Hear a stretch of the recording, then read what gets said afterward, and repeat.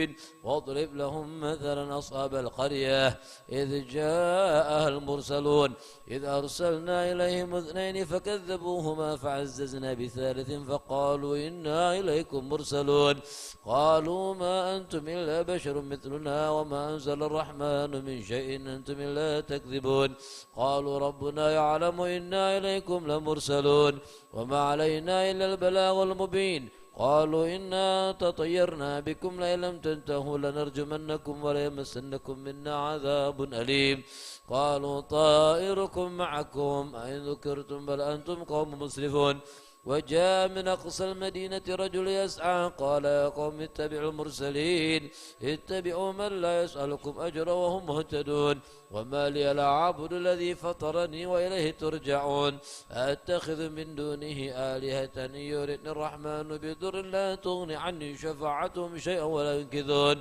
إني إذا لفي ضلال مبين إني آمنت بربكم فاسمعون قيل ادخلوا الجنة قال يا ليت قومي يعلمون بما غفر لربي وجعلني من المكرمين وما أنزلنا على قومه من بعده من جن من السماء وما كنا منزلين إن كانت إلا صيحة واحدة فإذا هم خامدون يا حسرة على العباد ما يأتيهم من رسول إلا كانوا به يستهزئون ألم ير كم أهلكنا قبلهم من القرون أنهم إليهم لا يرجعون وإن كل لما جميع لدينا محضرون وآية لهم الأرض ميتة أحييناها وأخرجنا منها حبا فمنه يأكلون وجعلنا فيها جنات من نخيل وعناب وفجرنا فيها من العيون ليأكلوا من ثمره وما عملته أيديهم أفلا يشكرون سبحان الذي خلق الأزواج كلها مما تنبت الأرض ومن أنفسهم ومما لا يعلمون وآية لهم الليل نسلخ منه النهار فإذا هم مظلمون والشمس تجري لمستقر لها ذلك تقدير العزيز العليم والقمر قدرناه منازل حتى عاد كالرجل القديم لا الشمس ينبغي لها أن تدرك القمر ولا الليل سابق النهار وكل في فلك يسبحون وآية لهم أن حملنا ذريتهم في الفلك المشحون وخلقنا لهم من مثله ما يركبون وإن نشأ نغرقهم فلا صريخ لهم ولا هم ينقذون إلا رحمة منا ومتاعا إلى حين وإذا قيل لهم اتقوا ما بين أيديكم وما خلفكم لعلكم ترحمون وما تأتيهم من آية من آيات ربهم إلا كانوا عنها معرضين وإذا قيل لهم أنفقوا مما رزقكم الله قال الذين كفروا للذين آمنوا أن نطعم من لو يشاء الله أطعمه إن أنتم إلا في ضلال مبين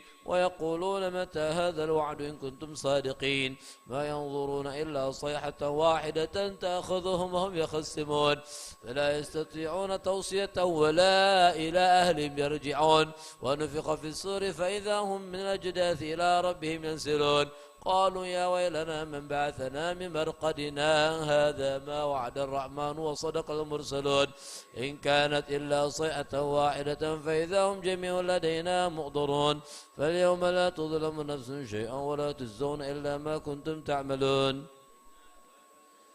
في شغل فاكهون هم وأزواج في ظلال على الأرائك متكئون لهم فيها فاكهة ولهم ما يدعون سلام قولا من رب رحيم وامتازوا اليوم أيها المجرمون ألم أعهد إليكم يا بني آدم ألا تعبدوا الشيطان إنه لكم عدو مبين وأن اعبدوني هذا صراط مستقيم ولقد أضل منكم جبلا كثيرا أفلم تكونوا تعقلون هذه جهنم التي كنتم توعدون اصلوها اليوم بما كنتم تكفرون اليوم نختم على أفواههم وتكلمنا أيديهم وتشهد أرجلهم بما كانوا يكسبون ولو نشاء لطمسنا على أعينهم فاستبقوا الصراط فأنى يبصرون ولو نشاء لمسخناهم على مكانتهم فما استطاعوا مضيا ولا يرجعون ومن نعمره ننكس في الخلق أفلا يعقلون وما علمناه الشعر ما ينبغي له إن هو إلا ذكر وقرآن مبين لينذر من كان حيا ويحق القول على الكافرين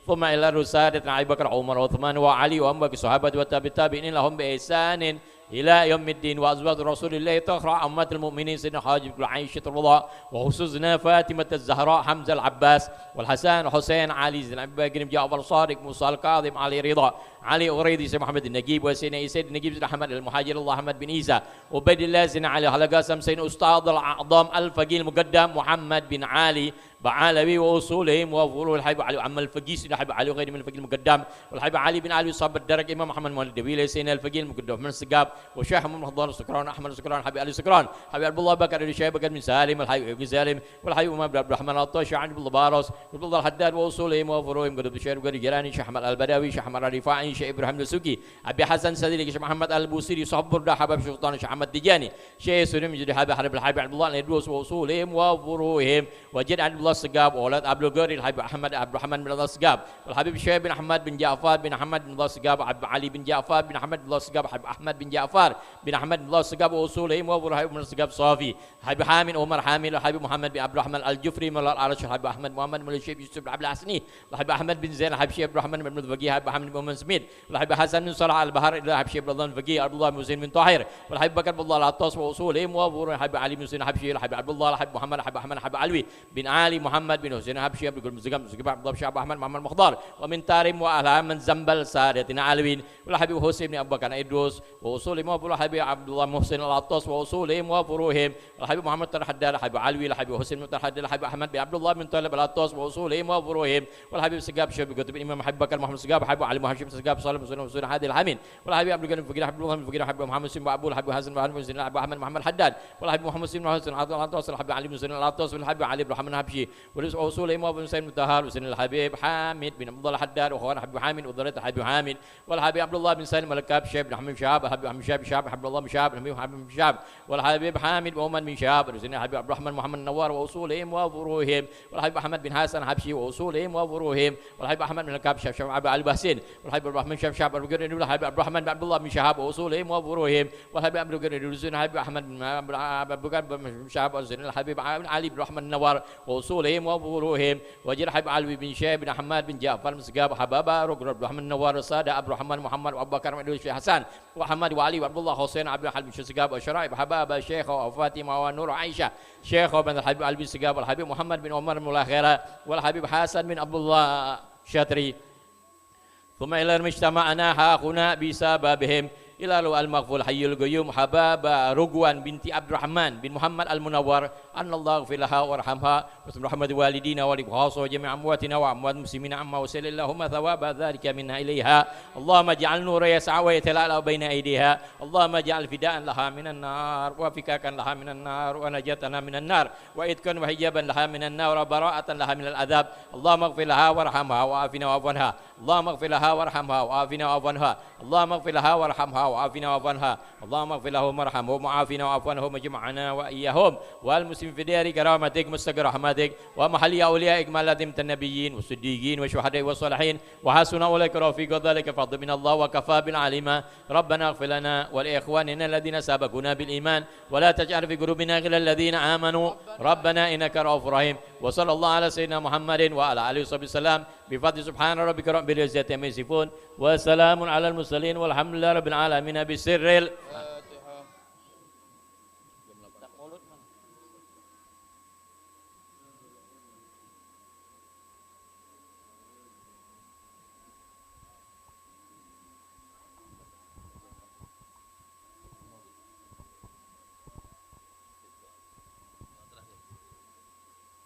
ربنا تقبل منا إنك أنت السميع العليم وتب علينا إنك أنت التواب الرحيم ربنا آتنا في الدنيا حسنة وفي الآخرة حسنة وقنا عذاب النار وصلى الله على سيدنا محمد وعلى آله وصحبه وسلم الحمد لله رب العالمين.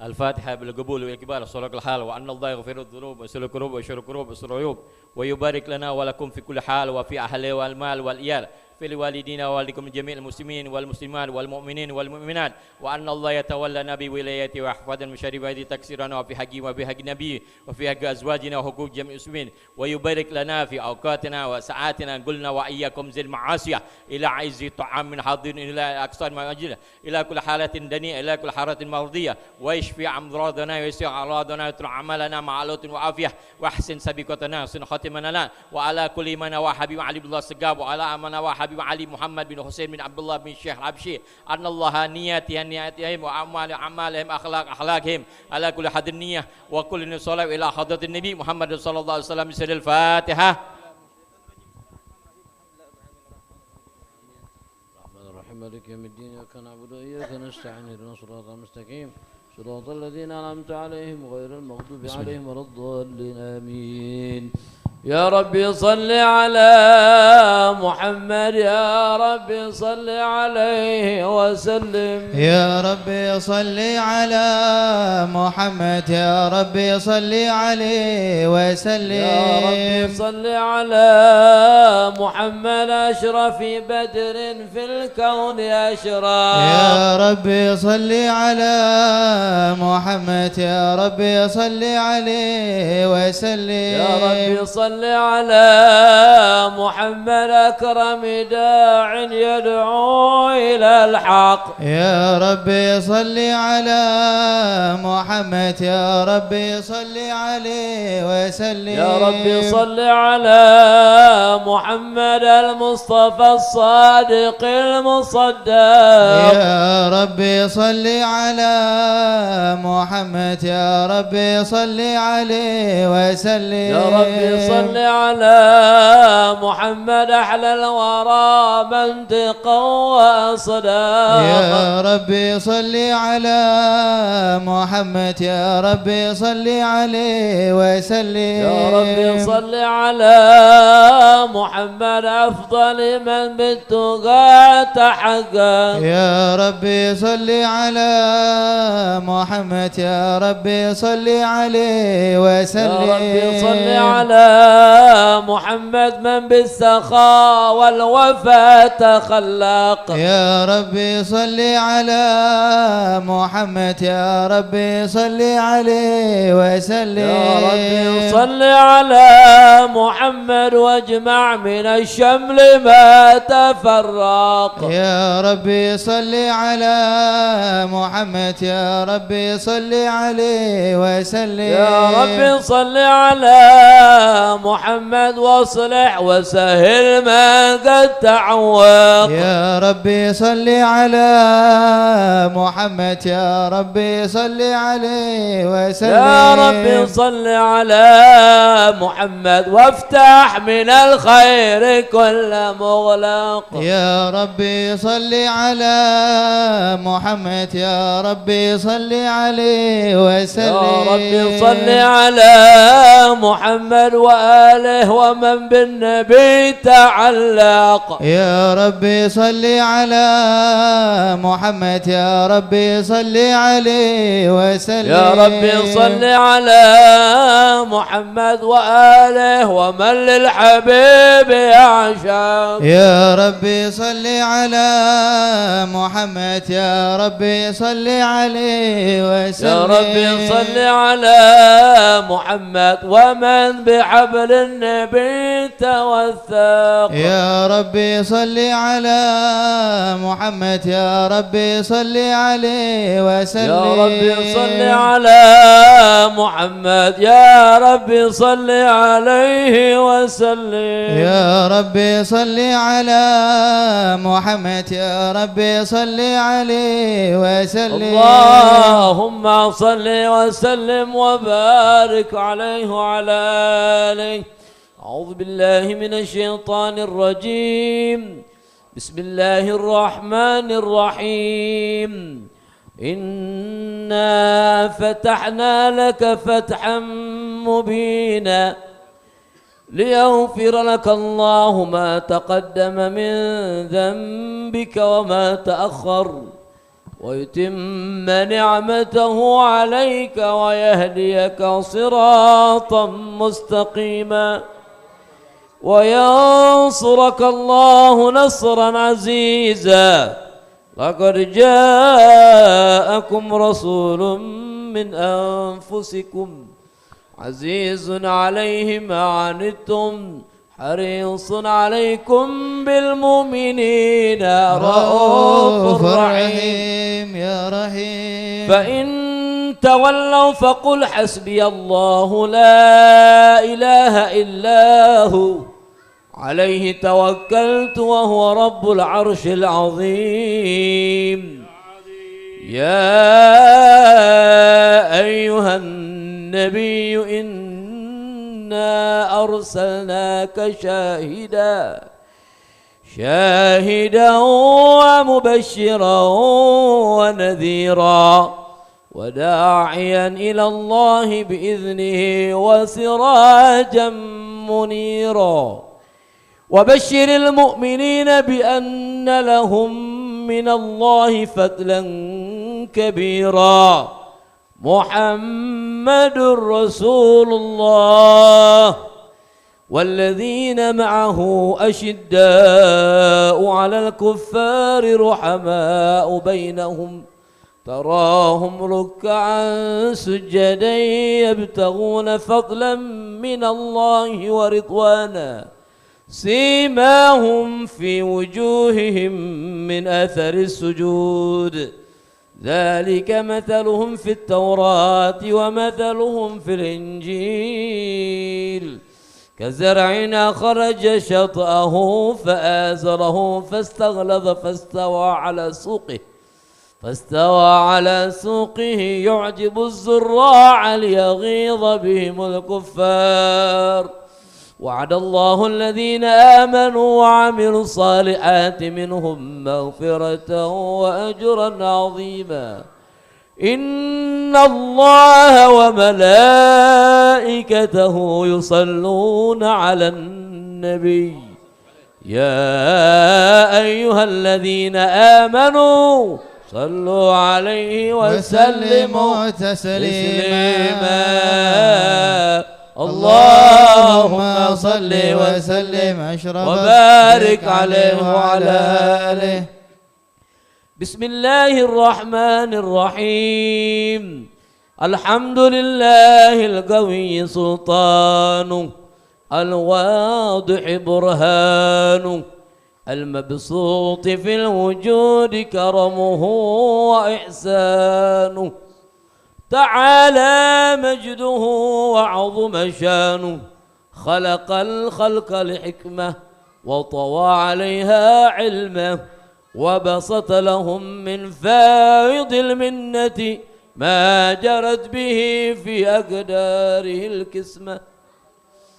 فأرسل إليهم أشرف خلقه وأجل عبيده رحمة تعلقت إرادته الأزلية بخلق هذا العبد المعبود فانتشرت آثار شرفه في عوالم الشهادة والغيوب صلى الله عليه. فما جل هذا المن الذي تكرم به المنان وما أعظم هذا الفضل الذي برز من حضرة الإحسان صورة كاملة ظهرت في هيكل محمود فتعطرت بوجودها كناف الوجود وطرزت برد العوالم بطراد التكريم. اللهم صل وسلم أشرف الصلاة وتسليم على سيدنا ونبينا محمد الرؤوف الرحيم.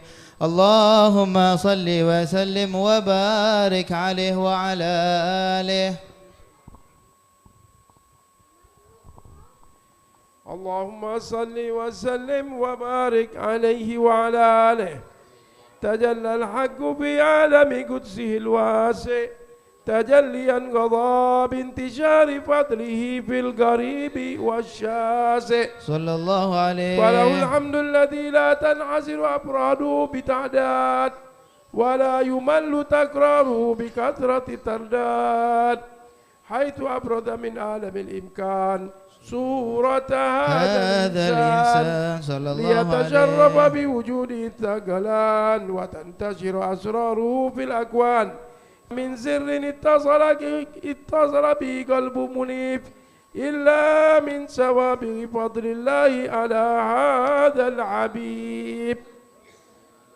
يا لقلب سروره قد توالى بحبيب أما الأنام نوالا جل من شرف الوجود بنور غامر الكون بهجة وجمالا قد ترقى في الحسن على مقام وتناهى في مجره وتعالى لاحظته العيون فيما اجتلته بشرا كاملا يضيء الضلال صلى الله عليه وهو من فوق علم ما قد رأته رفعة في شؤونه وكمالا.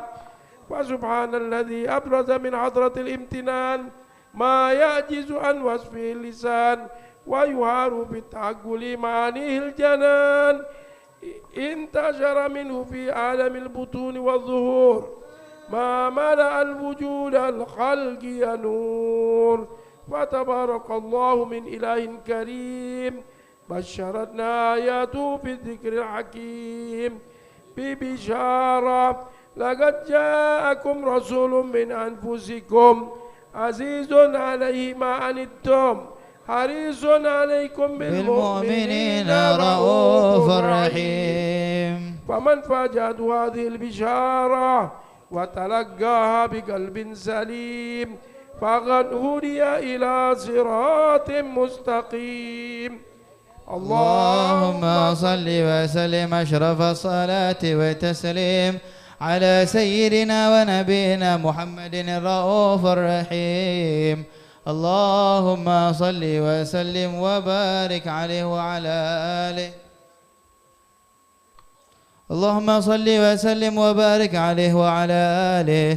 واشهد أن لا إله إلا الله وحده لا شريك له شهادة يعرب بها اللسان عما تضمنه الجنان من التصديق بها والعذعان تثبت بها في الصدور من الإيمان قواعده وتلوه على أهل اليقين من سر ذلك الإذعان وتصديق شواهده.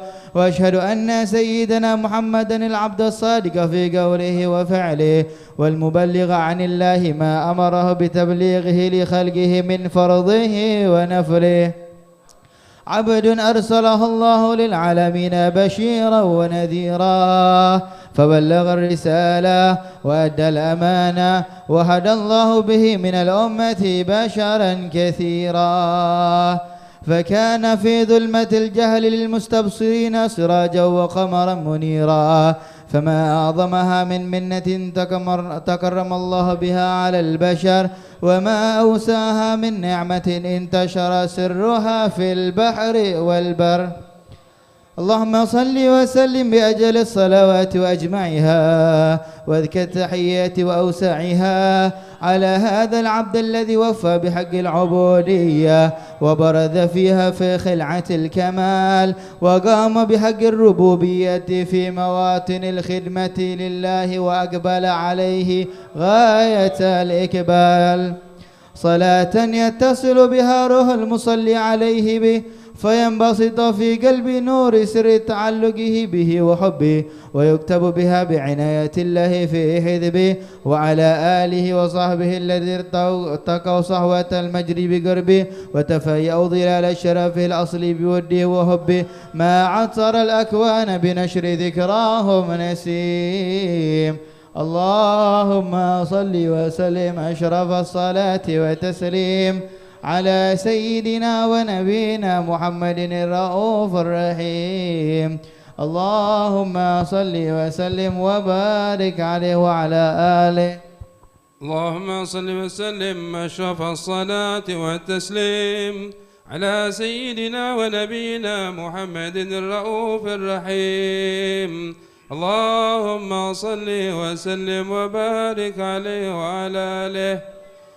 أما بعد فلما تعلقت إرادة الله في العلم القديم بظهور أصراس التخصيص للبشر الكريم بالتقديم والتكريم، نفذت القدرة الباهرة بالنعمة الواسعة والمنة الغامرة، فانفلقت بيضة التصوير في العالم المطلق الكبير عن جمال مشهود بالعين، حاول لوصف الكمال المطلق والحسن التام والزين صلى الله عليه. فتنقل ذلك الجمال الميمون في الأصلاب الكريمة والبطون، فما من صلب ضمه إلا وتمت عليه من الله النعمة، فهو القمر التام الذي يتنقل في بروجه ليتشرف به موطن استقراره وموضع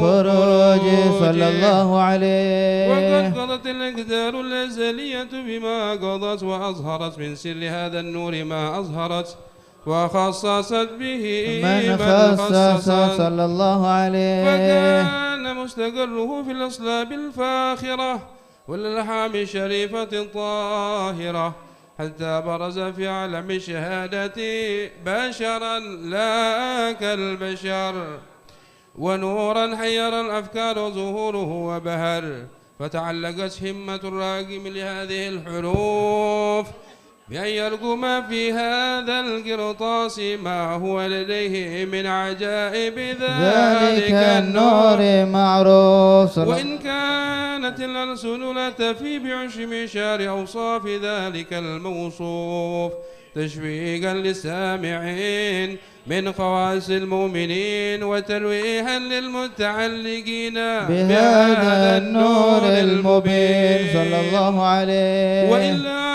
فأنا تورب الأكلام من شؤون خير الأنام، ولكن هزني لا تدوين ما حفظته من سير أشرف المخلوقين، وما أكرمه الله به في مولده من الفضل الذي عم العالمين، وبقي سرايته في الكون منشورة على مر الأيام والشهور والسنين صلى الله عليه. لا التعلق بهذه الحضرة الكريمة ولا عيد التشوق إلى سماع أوصافها العظيمة، ولعل الله ينفع به المتكلم والسامع، فيدخلان في شفاعة هذا النبي الشافع، ويتروحان بروح ذلك النعيم. اللهم صل وسلم أشرف الصلاة وتسليم على سيدنا ونبينا محمد الرؤوف الرحيم.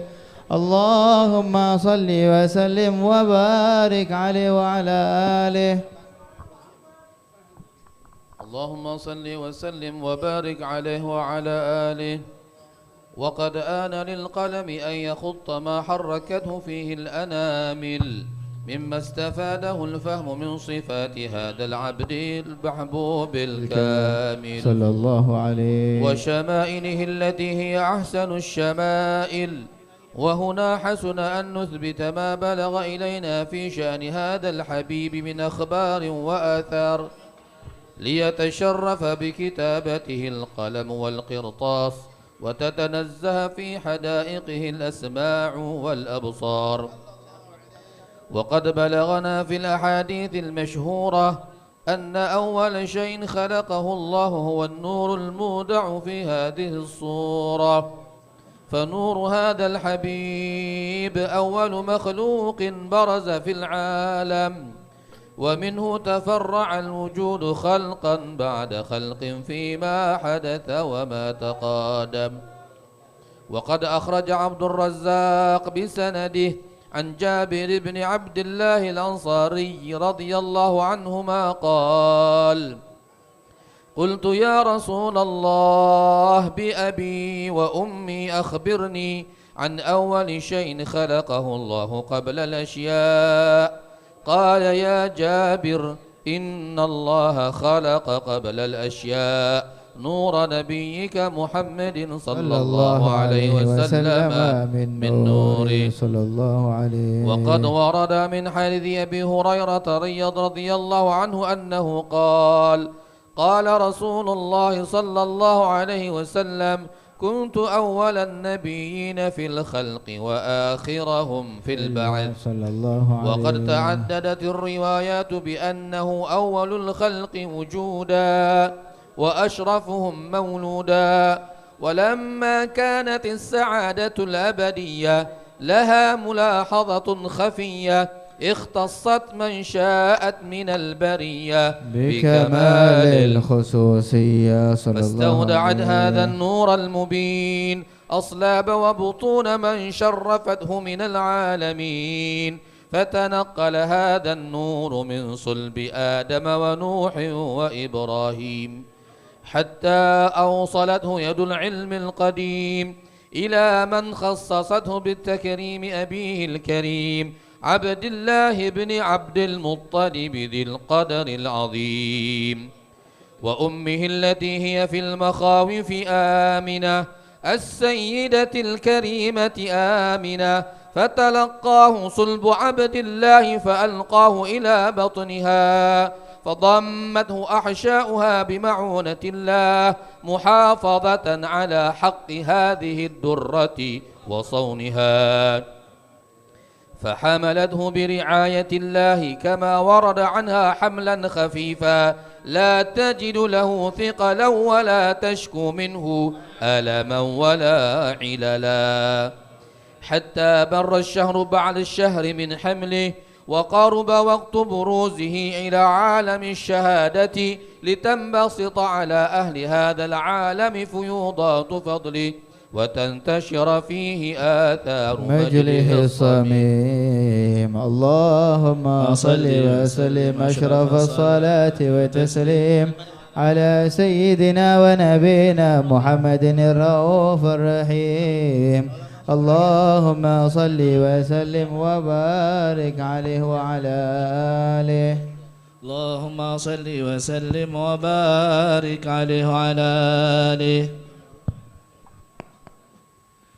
شهر الربيع وفانا أقبل علينا هلنا، شهر الربيع وفانا أقبل علينا هنانا، فيه أتانا رسول الله، فيه أتانا حبيب الله، بالدين حقا أتانا، بالدين حقا أتانا، شهر الربيع وفانا أقبل علينا حنانا، شهر الربيع وفانا أقبل علينا حنانا، فيه أتانا رسول الله، فيه أتانا حبيب الله، بالدين حقا أتانا، بالدين حقا أتانا، شهر به جاء الرسول الحاشمين باب الوصول، شهر به جاء الرسول الحاشمي باب الوصول، بقدومه نلنا القبول، بقدومه نلنا القبول، سبحان من قد أعطانا، سبحان من قد أعطانا، شهر الربيع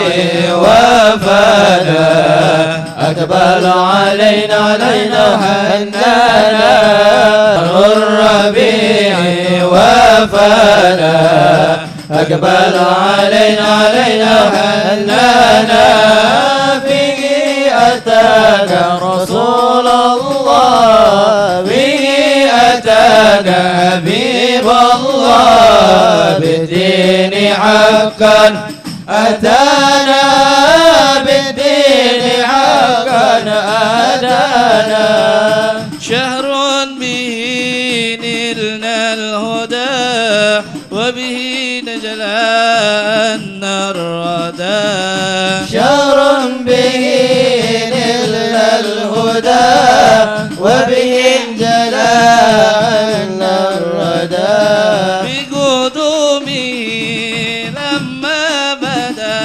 بقدومه لما بدا سبحان من قد أعطانا سبحان من قد أعطانا شهر الربيع وافانا أقبل علينا وهنانا شهر الربيع وافانا أقبل علينا وهنانا فيه أتانا رسول الله فيه أتانا حبيب الله بالدين حقا أتانا بالدين حقا أتانا شهر به نلنا الهدى وبه جلاءنا ردى شهر به نلنا الهدى وبه جلاءنا الردى بقدومه لما بدا بقدومه لما بدا من كل غدب نجانا من كل غدب نجانا شهر الربيع وافانا أقبل علينا أننا شهر الربيع وافانا أقبل علينا وهنانا فيه أتانا رسول الله فيه أتاك حبيب الله بالدين حقا أتانا بالدين حقا أتانا يا رب صل يا سلام على النبي ماحي ظلام يا رب صل يا سلام على النبي ماحي الظلام والآل وصحب الكرام والآل وصحب الكرام فالشهر فيه أننا فالشهر فيه أننا شهر الربيع وافانا أقبل علينا وهنانا شهر الربيع وافانا أقبل علينا وهنانا فيه أتانا رسول الله فيه أتانا حبيب الله بالدين حقا أتانا بالدين حقا أتانا خير مولود بمكة قد أتى يا خير مولود بمكة قد أتى زلت لحيبته جميع خصومه زلت لحيبته جميع خصومه يا خير مولود يا نبي مولود يا نبينا خير مولود يا نبينا خير مولود يا نبينا يا نبينا يا خير مولود بمكة قد أتى يا خير مولود بمكة قد أتى جلت لهيبته جميع خصومه جلت لهيبته جميع خصومه مولود يا نبينا غير مولود يا نبينا غير مولود يا نبينا غير مولود يا نبينا يا نبينا ضاعت به كل العوالم جغرة والكون أصبح مشرقا بقدومه ضاعت به كل العوالم جهرة والكون أصبح مشرقا بقدومه غير مولود يا نبينا غير مولود يا نبينا غير مولود يا نبينا غير مولود يا نبينا يا نبينا يا خير مولود بمكة قد أتى يا خير مولود بمكة قد أتى جلت لهيبته جميع خصومه جلت لهيبته جميع خصومه يا غير مولود يا نبينا غير مولود يا نبينا غير مولود يا نبينا غير مولود يا نبينا يا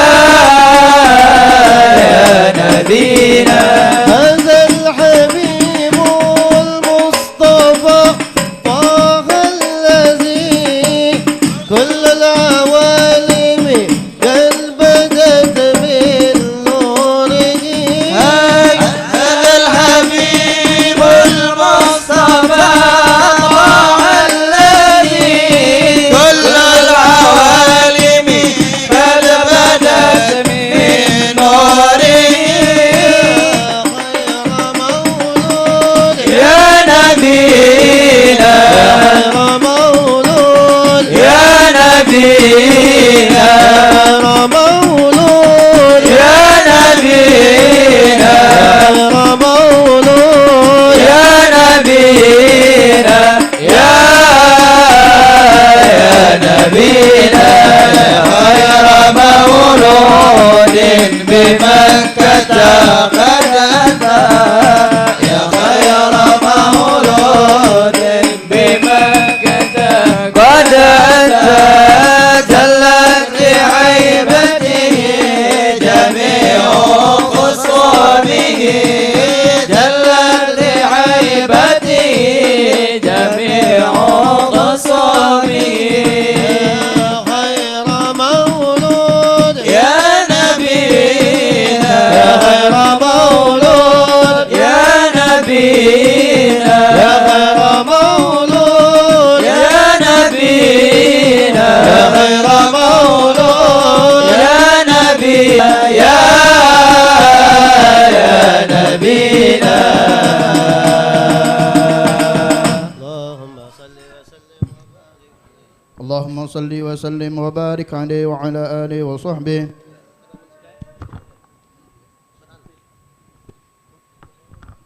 ومنذ عنقت به هذه الدرة المكنونة والجوهرة المصونة والكون كله يصبح ويمسي في سرور وابتهاج بقرب ظهور إشراق هذا السراج والعيون متشوفة إلى بروزه متشوقة إلى اطلاقات جواهر كنوزه وكل دابة لترشح هذه العبارة معلنة بكمال البشارة وما من حامل حملت في ذلك العام إلا أتت في حملها بغلام من بركات وسعادة هذا الإمام صلى الله عليه. ولم تزل الأرض والسماوات متضمخة بالفرح بملاقاة أشرف البريات وبروزه من عالم الخفاء إلى عالم الظهور بعد تنقله في البطون صلى الله عليه. فأظهره الله في الوجود بهجة التكريم وبسط في العالم الكبير مائدة التشريف والتعظيم ببروز هذا البشر الكريم. اللهم صل وسلم أشرف الصلاة والتسليم على سيدنا ونبينا محمد الرؤوف الرحيم. اللهم صل وسلم وبارك عليه وعلى بشرى لنا نلنا المنى زال العنا وأفى الهنا. بشرى لنا نلنا المنى زال العنا وأفى الهنا. الدهر أنجز وعده والبشر أضحى لنا. بشرى لنا نلنا المنى ولا العنا وفى الهنا. بشرى لنا المنى زال العنا وفى الهنا. والدهر أنجز وعده والبشر أدعم لنا. بشرى لنا نلنا المنى زال العنا وفى الهنا. نفس الطيب باللقاء يا عين قرئ ينا. يا نفس الطيب باللقاء يا عين قرئ ينا. هذا جمال المصطفى أنواره لا حسنا. بشرى لنا نلنا المنى زال العنا وفى الهنا. والدار أنجز وعده والبشر أدام لنا. بشرى لنا نلنا المنى زال العنا وفى الهنا. يا طيبة ماذا نقول وفيك قد على الرسول. يا طيبة ماذا نقول وفيك قد على الرسول. وكلنا نرجو الوصول لمحمد نبينا. بشرى لنا نلنا المنى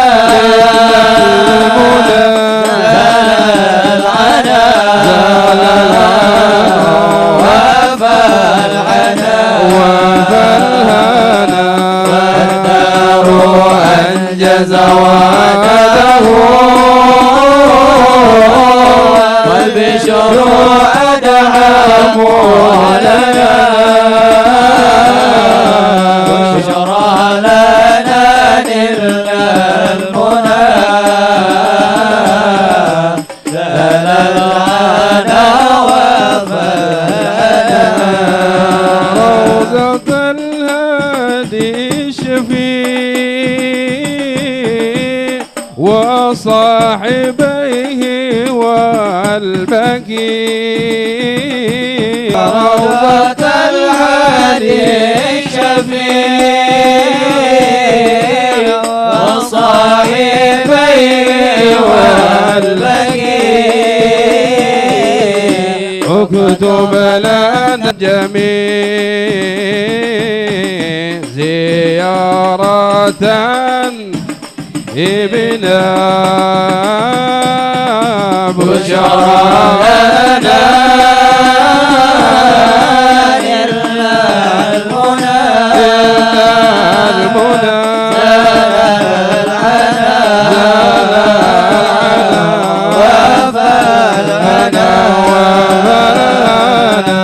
والدار أنجز وعده والبشر أدعم لنا بشرى لنا نلنا المنى زللنا وفانا صلي وسلم يا سلام على النبي معي ظلام صلي وسلم يا سلام على النبي معي الصلاة والآل والصحب الكرام باء شدت بشرى لنا بشرى لنا نلنا المنى زللنا وفرحنا والدار أنجز وعده والبشر أدعم لنا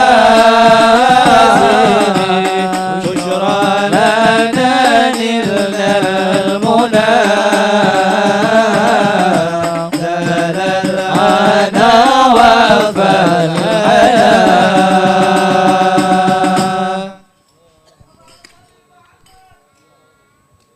اللهم صل وسلم وبارك عليه وعلى آله. فحين قرب أوان وضع هذا الحبيب أعلنت السماوات والأرضون ومن فيهن بالترحيب، وأمطار الجود إلهي على أهل الوجود تسج، وألسنة الملائكة بالتبشير للعالمين تعج. الحمد لله ولا إله إلا الله والله أكبر. سبحان الله والحمد لله ولا إله إلا الله. سبحان الله والحمد لله ولا إله إلا الله. والقدرة كشفت كناء هذا المستور ليبرز نوره صلى الله عليه وسلم كاملا في عالم الظهور، نورا فاق كل نور صلى الله عليه. وأنفذ الحق حكما على من أتم الله عليه النعمة من خواص الأمة أن يحضر عند وضعه أمة تعنيسا لجنابها المسعود ومشاركة لها في هذا الصمات الممدود. فحضر بتوفيق الله سيدة مريم وسيدة ومعها من الحور العين من قسم الله له من الشرف بالقسمة الوافية، فأتى الوقت الذي رتب الله على حضوره وجود هذا المولود، فانفلق صبح الكمال من النور عن عمود، وبرز الحامد المحمود مذعنا لله بالتعظيم والسجود. على محمد صلى الله عليه وسلم.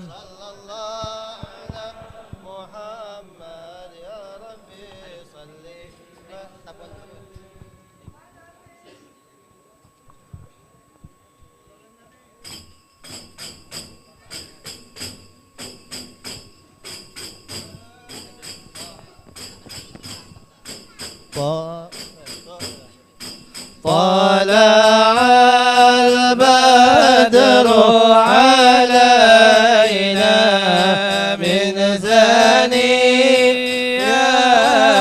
الوداع، وجب الشكر علينا ما دعا لله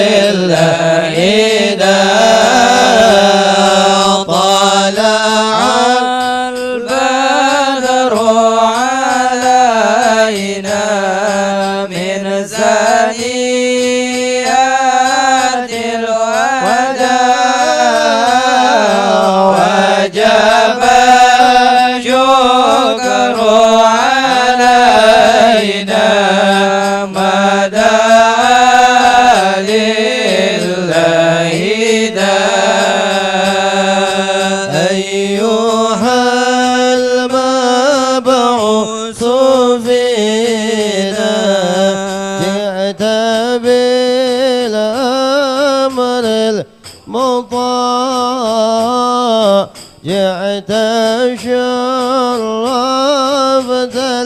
المدينة، مرحبا يا خير داع. طلع البدر علينا من ثنيات الوداع،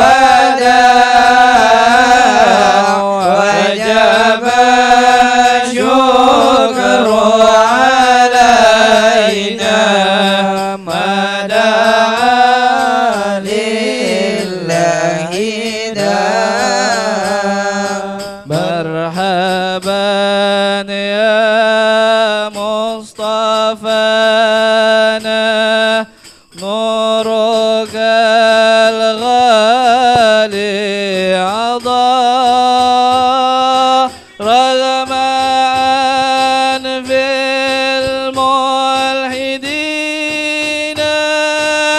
يدوه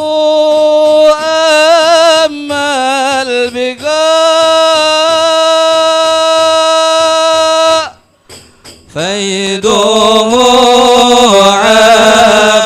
البقاع. طلع البدر على من ثنيات وجب الشكر علينا مدى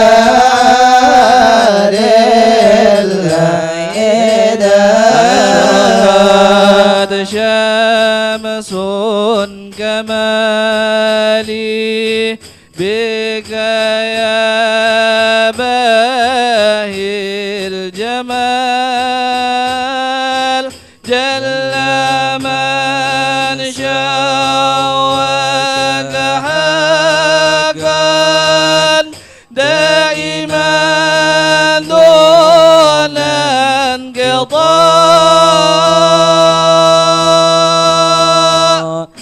دائما دون انقطاع.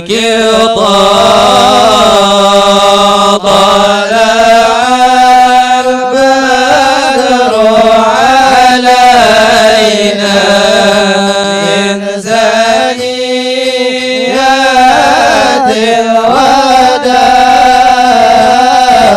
وجب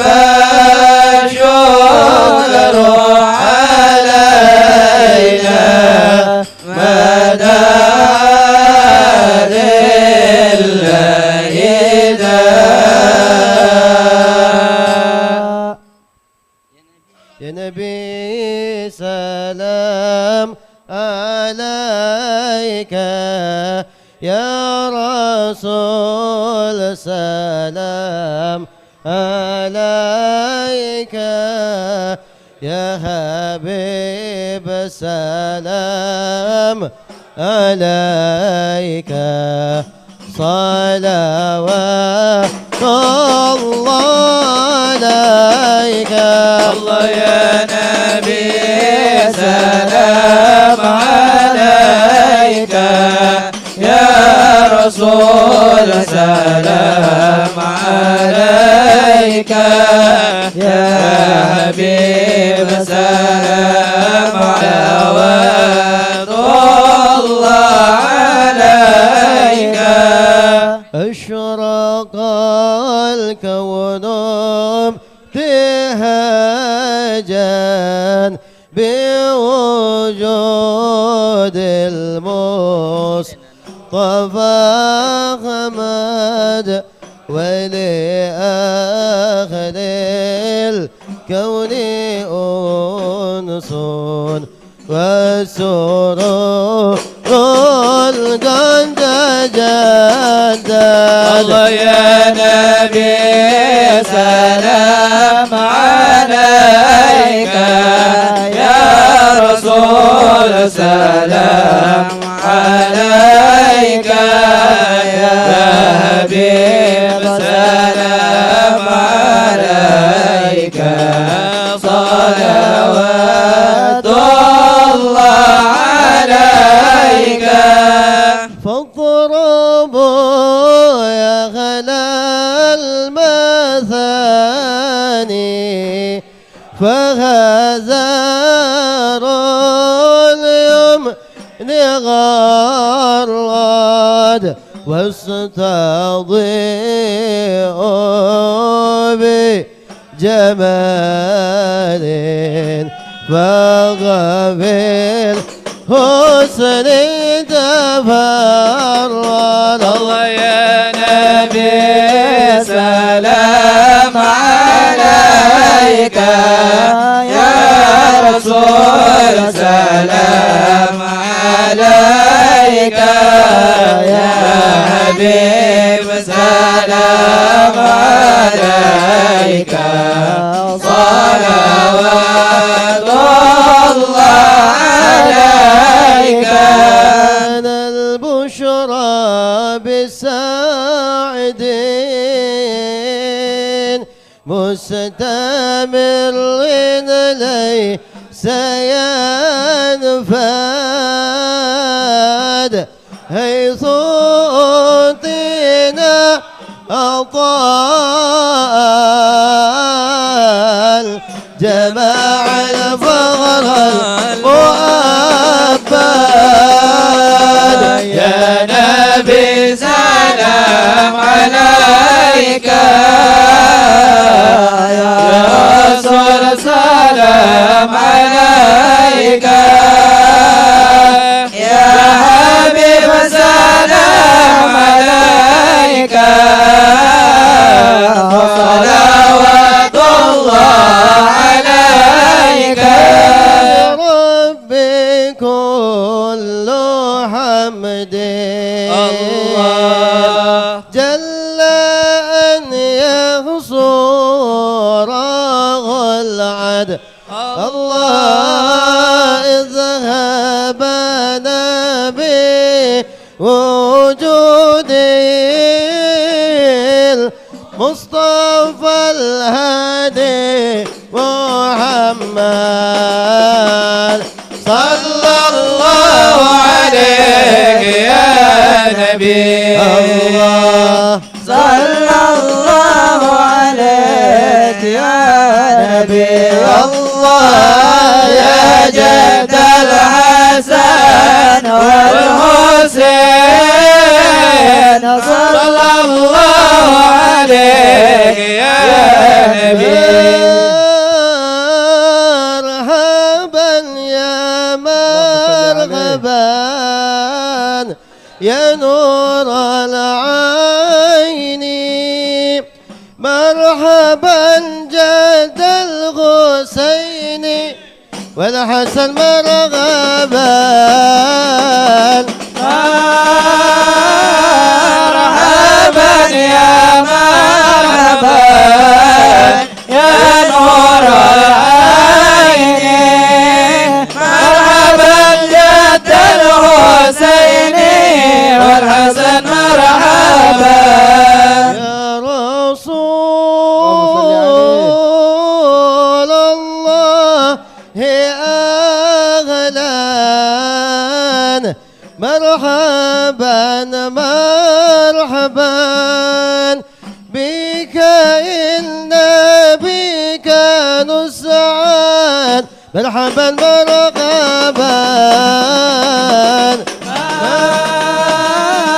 مرحبا يا مرحبا يا نور العين مرحبا جد الحسين والحسن مرحبا اغفر لي ذنوبي يا الله ببركة الهادي محمد يا الله ربي فاغفر لي ذنوبي يا الله ببركة الهادي محمد يا الله وبجاهك يا إلهي يا الله جد وبلغ كل مقصد يا الله ربي فاغفر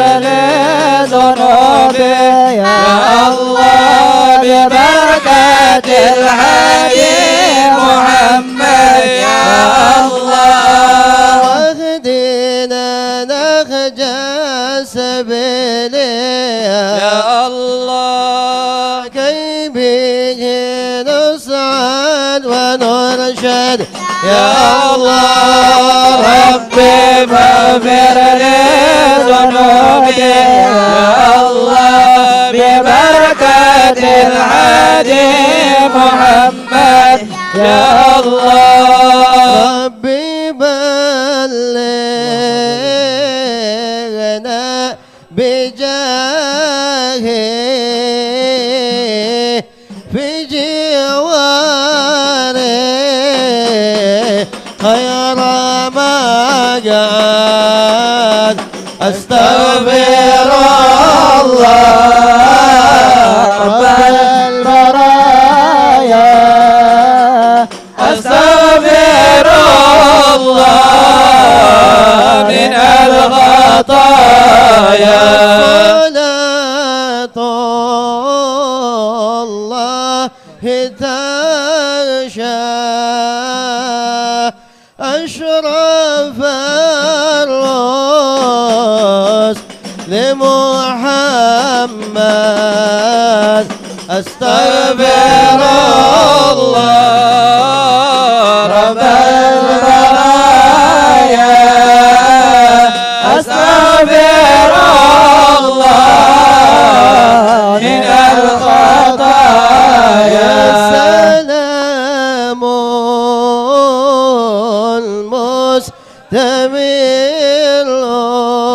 مستمر كل حين يتجدد أستغفر الله رب البرايا أستغفر الله من الخطايا الله على محمد يا ربي صل عليه وسلم صلى الله على محمد يا ربي صل عليه وسلم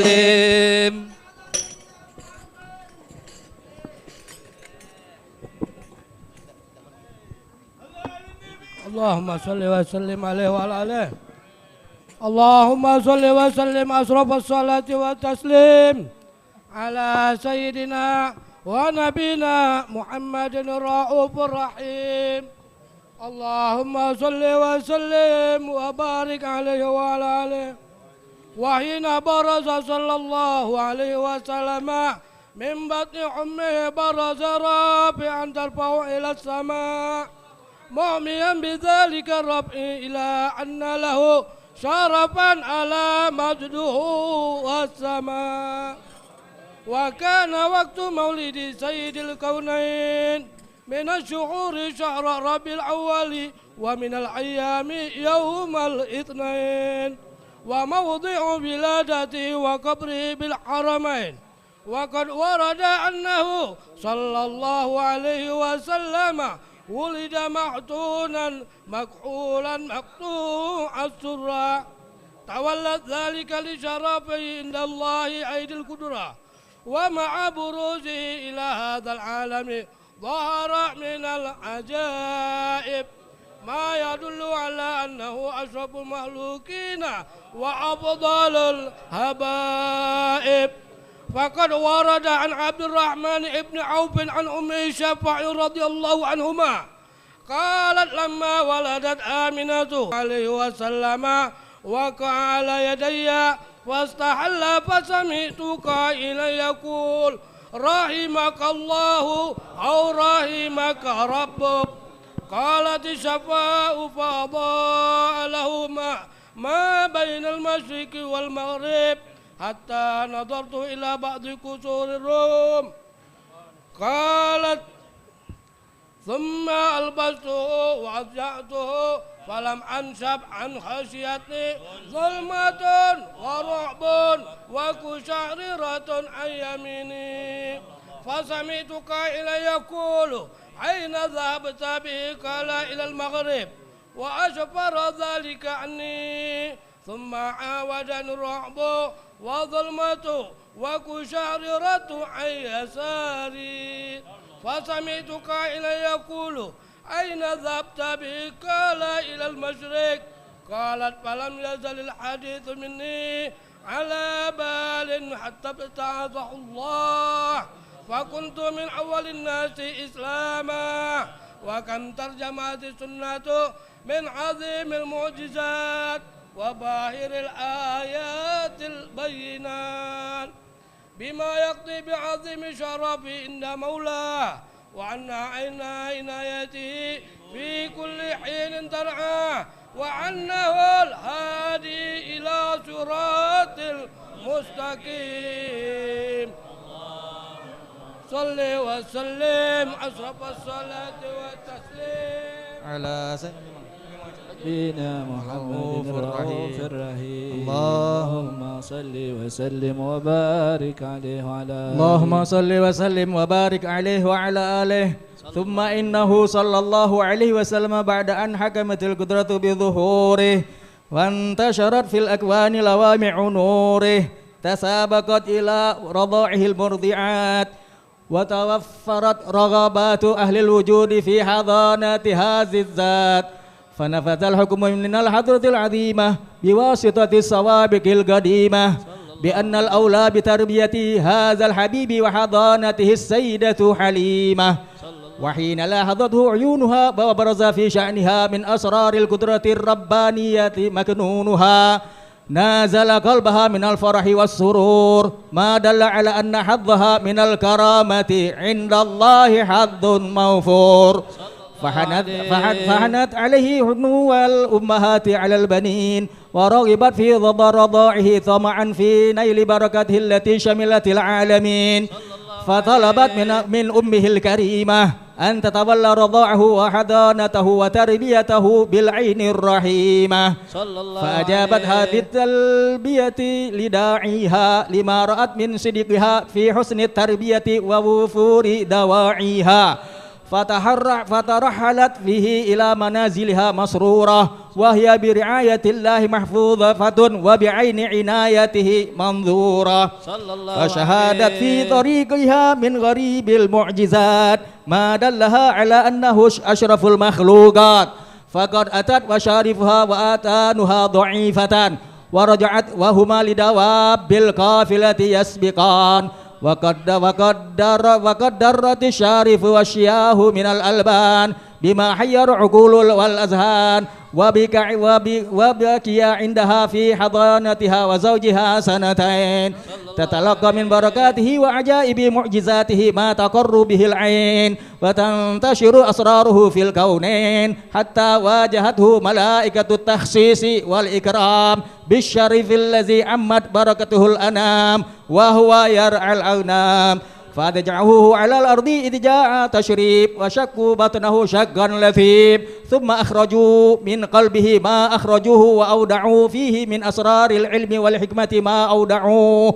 وما أخرج الأملاك من قلبه أذان ولكنهم زادوه طهرا على طهر وهو مع ذلك في قوة وثبات يتصفح من سطور القدرة الإلهي باهرة الآيات فبلغ إلى مرضعته الصالحة العفيفة ما حصل على ذاته الشريفة فتخوفت عليه من حادث تخشاه ولم تدري أنه بالملاحظة تامة من مولاه فردته إلى أمه وهي غير صحية بفراقه ولكن لما قام معها من حزن القلب عليه وإشفاقه وهو بحمد الله في حسن مانع ومقام كريم. اللهم صل وسلم أشرف صلاة وتسليم على سيدنا ونبينا محمد الرؤوف الرحيم. اللهم صل وسلم وبارك عليه وعلى صل وسلم وبارك عليه وعلى آله صلى الله عليه ونسى صلى الله عليه وسلم على الأكمال الأبصار يوفه من الله جميل الرعاية وغامر الألطاف وكان يسب في اليوم جباب سبيه في الشهر ويظهر عليه في سباه من شرف الكمال ما يشهد له بأنه سيد ولد آدم ولا فخر صلى الله عليه ولم يزل أنجم سعاده طالعة والكائنة لعهده حافظة ولأمره طائعة وما نفس على مريض إلا شفاه الله ولا توجه بغيظ إلا وأنزله مولاه حتى بلغ من العمر أشده ومضت له من سن الشباب والكهولة مدة فأجاده الحضرة الإلهية بما شربته به وحده ونزل عليه الروح الأمين بالبشرى من رب العالمين ودل عليه لسان الذكر الحكيم شاهدا وإنك لتلقى القرآن من لدن حكيم عليم وكان أول ما نزل عليه من تلك الحضرة من جوامع الحكم قوله تعالى اقرأ باسم ربك الذي خلق الإنسان من علق اقرأ وربك الأكرم الذي علم بالقلم علم الإنسان ما لم يعلم وما أعظمها من بشارة أوصلتها يد الإحسان من حضرة الامتنان إلى هذا الإنسان وأيد لها بشارة الرحمن علم القرآن هلك الإنسان علمه البيان ولا شك أنه صلى الله عليه وسلم هو الإنسان المقصود بهذا التعليم من حضرة الرحمن الرحيم. اللهم صل وسلم أشرف الصلاة والتسليم على سيدنا ونبينا محمد الرؤوف الرحيم. اللهم صل وسلم وبارك عليه وعلى اللهم صل وسلم وبارك عليه وعلى آله صلى الله ثم عليه. إنه بعدما نزل عليه الوحي البليغ تحمل عباء الدعوة والتبليغ فدعا الخلق إلى الله على بصيرة فأجابه بالإذعان من كانت له بصيرة منيرة صلى الله وهي عليه. إجابة سبقت بها القضية والأقدار تشرف بالسبق إليها المهاجرون والأنصار، وقد أكمل الله بهمة هذا الحبيب وأصحابه هذا الدين، وأكبت بشدة بأسهم قلوب الكافرين والملحدين، فظهر على يديه من عظيم المعجزات ما يدل على أنه أشرف أهل الأرض والسماوات، فمنها تكثير القليل وبرء العليل وتسليم الحجر وطاعة الشجر وانشقاق القمر والإخبار بالمغيبات وحنين الجذع الذي هو من خوارق العادات وشهادة الضب له والغزالة بالنبوة والرسالة إلى غير ذلك من باهر الآيات وغرائب المعجزات التي أيده الله بها في رسالته وخصصه بها من بين بريته، وقد تقدمت له قبل النبوة إرهاصات هي على نبوته ورسالته من أقوى العلامات، ومع ظهورها وانتشارها سعد بها الصادقون من المؤمنين، وشقي بها المكذبون من الكافرين والمنافقين، وتلقاها بالتصديق والتسليم كل ذي قلب سليم. اللهم صل وسلم أشرف الصلاة والتسليم على سيدنا ونبينا محمد الرؤوف الرحيم. اللهم صل وسلم وبارك عليه وعلى آله. اللهم صل وسلم وبارك عليه وعلى آله. ومن الشرف الذي اختص الله به أشرف رسول معراجه إلى حضرة الله البر الوسور، وظهور آيات الله الباهرة في ذلك المعراج، وتشرف السماوات ومن فوقهن بإشراق نور ذلك السراج. فقد هرج الحبيب صلى الله عليه وسلم معه الأمين الجبريل إلى حضرة الملك الجليل مع التشريب والتبجيل، فما من سماء ولجها إلا وبادره أهلها بالترحيب والتكريم والتأهيل، وكل رسول مر عليه بشره بما عرفه من حقه عند الله وشريف منزلته لديه، حتى جاوز السبع الطباق ووصل إلى حضرة الإطلاق. نازلته من الحضرة الإلهية غوامر النفحات القربية، وواجهت بالتحيات، وأكرمته بجزيل العطيات، وأولته جميل الحباد، ونادته بشريف التسليمات. بعد أن أثنى على تلك الحضرة بالتحيات المباركات الصلوات الطيبات، ويا لها من نفحات غامرات وتجليات عاليات في حضرات باهرات تجهد فيها الذات للذات، وتلقى عواطف الرحمات وسوابق الفيوضات بأيدي الخضوع والإخبات، رتب تسقط الأماني وحصراء دونها ما وراءهن وراء. عقل الحبيب صلى الله عليه وسلم في تلك الحضرة من سرها ما عقل، واتصل من علمها بما اتصل، فأوحى إلى عبده ما أوحى، ما كذب الفؤاد ما رأى. فما هي إلا منحة خصصت بها حضرة الامتنان هذا الإنسان، وأولته من عواطفها الرحيمة ما يعجز عن حمله الثقلان، وتلك مواهب لا يسجر القلم على شرح حقائقها، ولا تستطيع الألسن أن تعرب عن خفي دقائقها خصصت بها الحضرة الواسعة هذه العين الناظرة والأذن السامعة ولا يدمع طامع في الإطلاع على مستورها والإحاطة بشهود نورها فإنها حضرة جلت عن نظر الناظرين ورتبة عزت على غير سيد المرسلين فهنيئا للحضرة المحمدية ما واجه من عطايا الحضرة الأحدية وبلوغها إلى هذا المقام العظيم.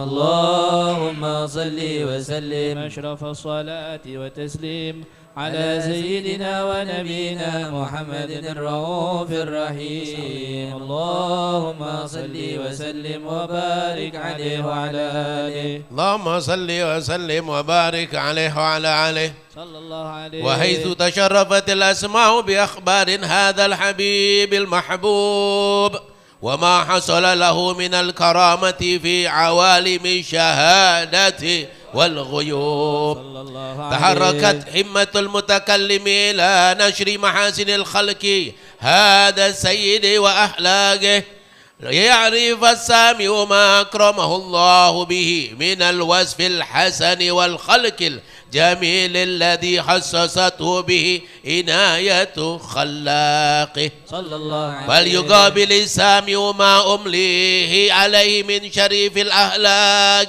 بأذن واعية فإنه سوف يجمعه من أوصاف الحبيب على رتبة عالية فليس يشابه هذا السيد في خلقه وأخلاقه بشر ولا يقف أحد من أسرار حكمة الله في خلقه وخلقه على عين ولا أثر فإن العناية الأزلية طبعته على أخلاق سنية وأقامته في صورة حسنة بدرية فلقد كان صلى الله عليه وسلم مربوع القامة أبيض اللون مشربا بحمرة واسع الجبين حسنه شعره بين الجمة والوفرة وله الاعتدال الكامل في مفاصل وأطرافه والاستقامة الكاملة في محاسن وأوصافه لم يأتي بشر على مثل خلقه في محاسن نظره وسمعه ونطقه قد خلقه الله على أجمل صورة فيها جميع المحاسن محصورة وعليها مقصورة إذا تكلم نثر من المعارف وعلوم نفائس الدرر ولقد أوتي من جوامع الكلم ما عجزه عن الإتيان بمثله مساقئ البلغاء من البشر تتنزه العيون في حدائق محاسن جماله فلا تجد مخلوقا في الوجود على مثاله سيد ضحكه التبسم والمشي هوينا ونومه الإغفاء ما سوى خلقه النسيم ولا غير محياه الروضة الغناء رحمة كله وحزم وعزم ووقار وعسوة وعسمة وحياء معجز القول والفعال كريم الخلق والخلق مقسط معطاء وإذا مشى فكأنما ينحط من صبب فيفوت سريع المشي من غير خبب فهو الكنز المطلسم الذي لا يأتي على فتح باب أوصافه مفتاح والبدر التم الذي يأخذ الألباب إذا تخيلته أو سناه لها لا حبيب يغار البدر من حسن وجهه تحيرت الألباب في وصف معناه صلى الله عليه فماذا يعرب القول عن وصف يعجز الواصفين أو يدرك الفحم معنى ذات جلت أو يكون لها في وصفها مشارك أو قرين كملت محاسنه فلو أهدى السنة للبدر عند تمامه لم يحسفي وعلى تفنن واصفه بوصفه يفنى الزمان وفيه ما لم يوصف فما أجل قدره العظيم وأوسع فضله العميم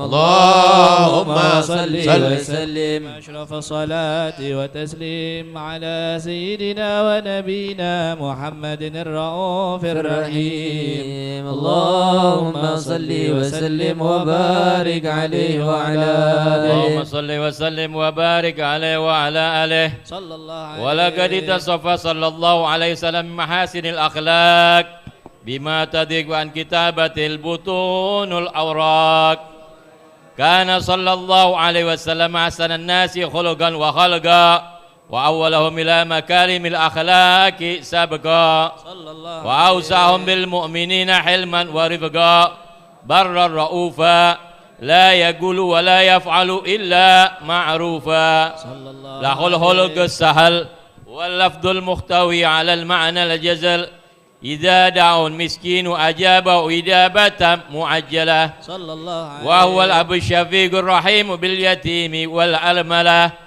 وله معصولة أخلاق هيبة القوية التي ترتئد منها الفرائس أكوياء من البرية ومن نشر بإتعطرت الطرق والمنازل وبألف ذكر تطيبت المجالس والمحافل وهو صلى الله عليه وسلم جامع الصفات الكمالية والمنفرد في خلقه وخلق بأشرف خصوصية فما من خلق في البرية المحمود إلا وهو متلقا عن زين الوجود أجملت في الوصف الحبيب وشأنه وله العلا في مجره ومكانه أوصاف عز قد تعالى مجنها أخذت على نجم الصحة بإنانه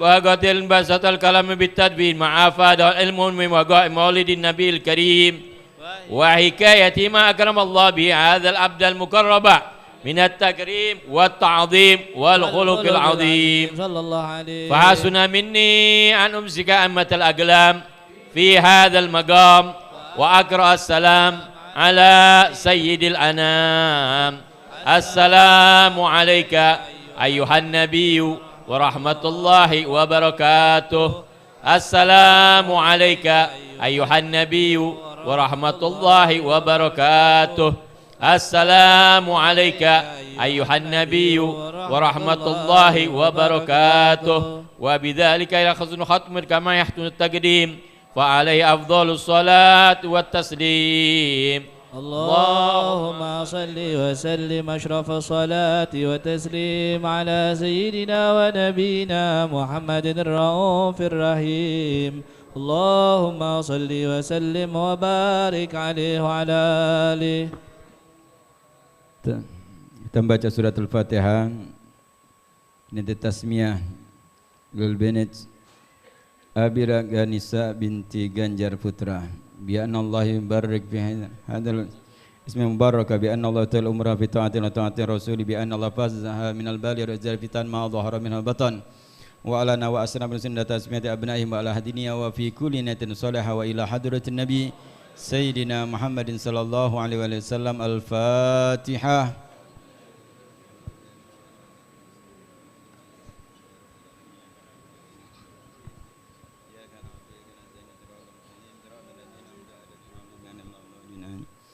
Bismillahirrahmanirrahim. Alhamdulillah rabbil alamin. Allahumma salli wa sallim ala sayyidina Muhammadin fil awwalin. Allahumma salli wa sallim ala sayyidina Muhammadin fil akhirin. Allahumma salli wa sallim ala sayyidina Muhammadin fi kulli waqtin wa hin. Allahumma salli wa sallim ala sayyidina Muhammadin fil mala'il a'la ila yaumiddin. Allahumma salli wa sallim ala sayyidina Muhammadin wa ala alihi wa sahbihi ajma'in.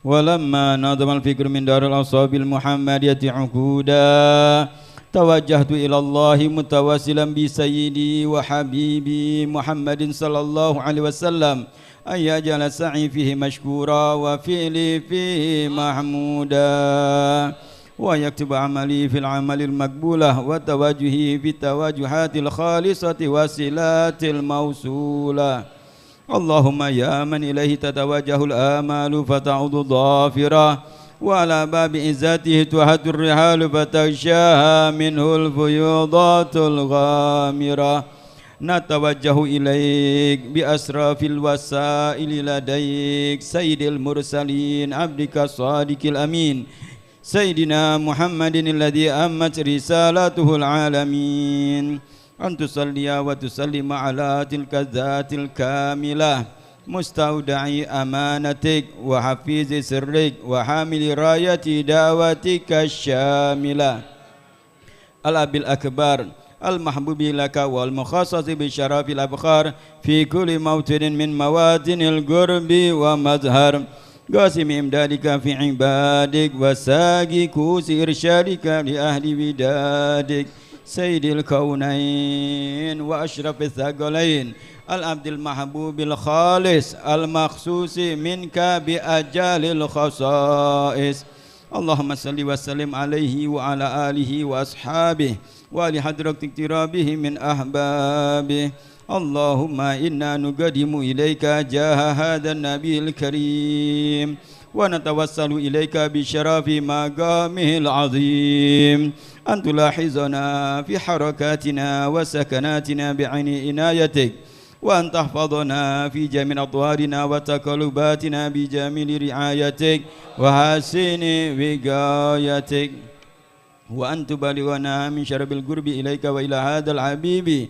غاية آمالنا وتتقبل منا ما تحركنا فيه من نياتنا وأعمالنا وتجعلنا بحضرة هذا الحبيب من الحاضرين وبالترائك اتباعه من السالكين ولحقك وحقه من المؤدين ولأهلك من الحافظين اللهم إنا لنا أسماء في رحمتك الخاصة فلا تهرمنا وزنونا جميلة هي وسيلتنا إليك فلا تخيبنا آمنا بك وبرسولك ما جاء به من الدين وتوجهنا به إليك مستشفعين أن تقابل المذنب منا بالغفران والمسيء بالإحسان والسائل بما سأل والمؤمل بما أمل وأن تجعلنا ممن نصر هذا الحبيب ووازره ووالاه وظاهره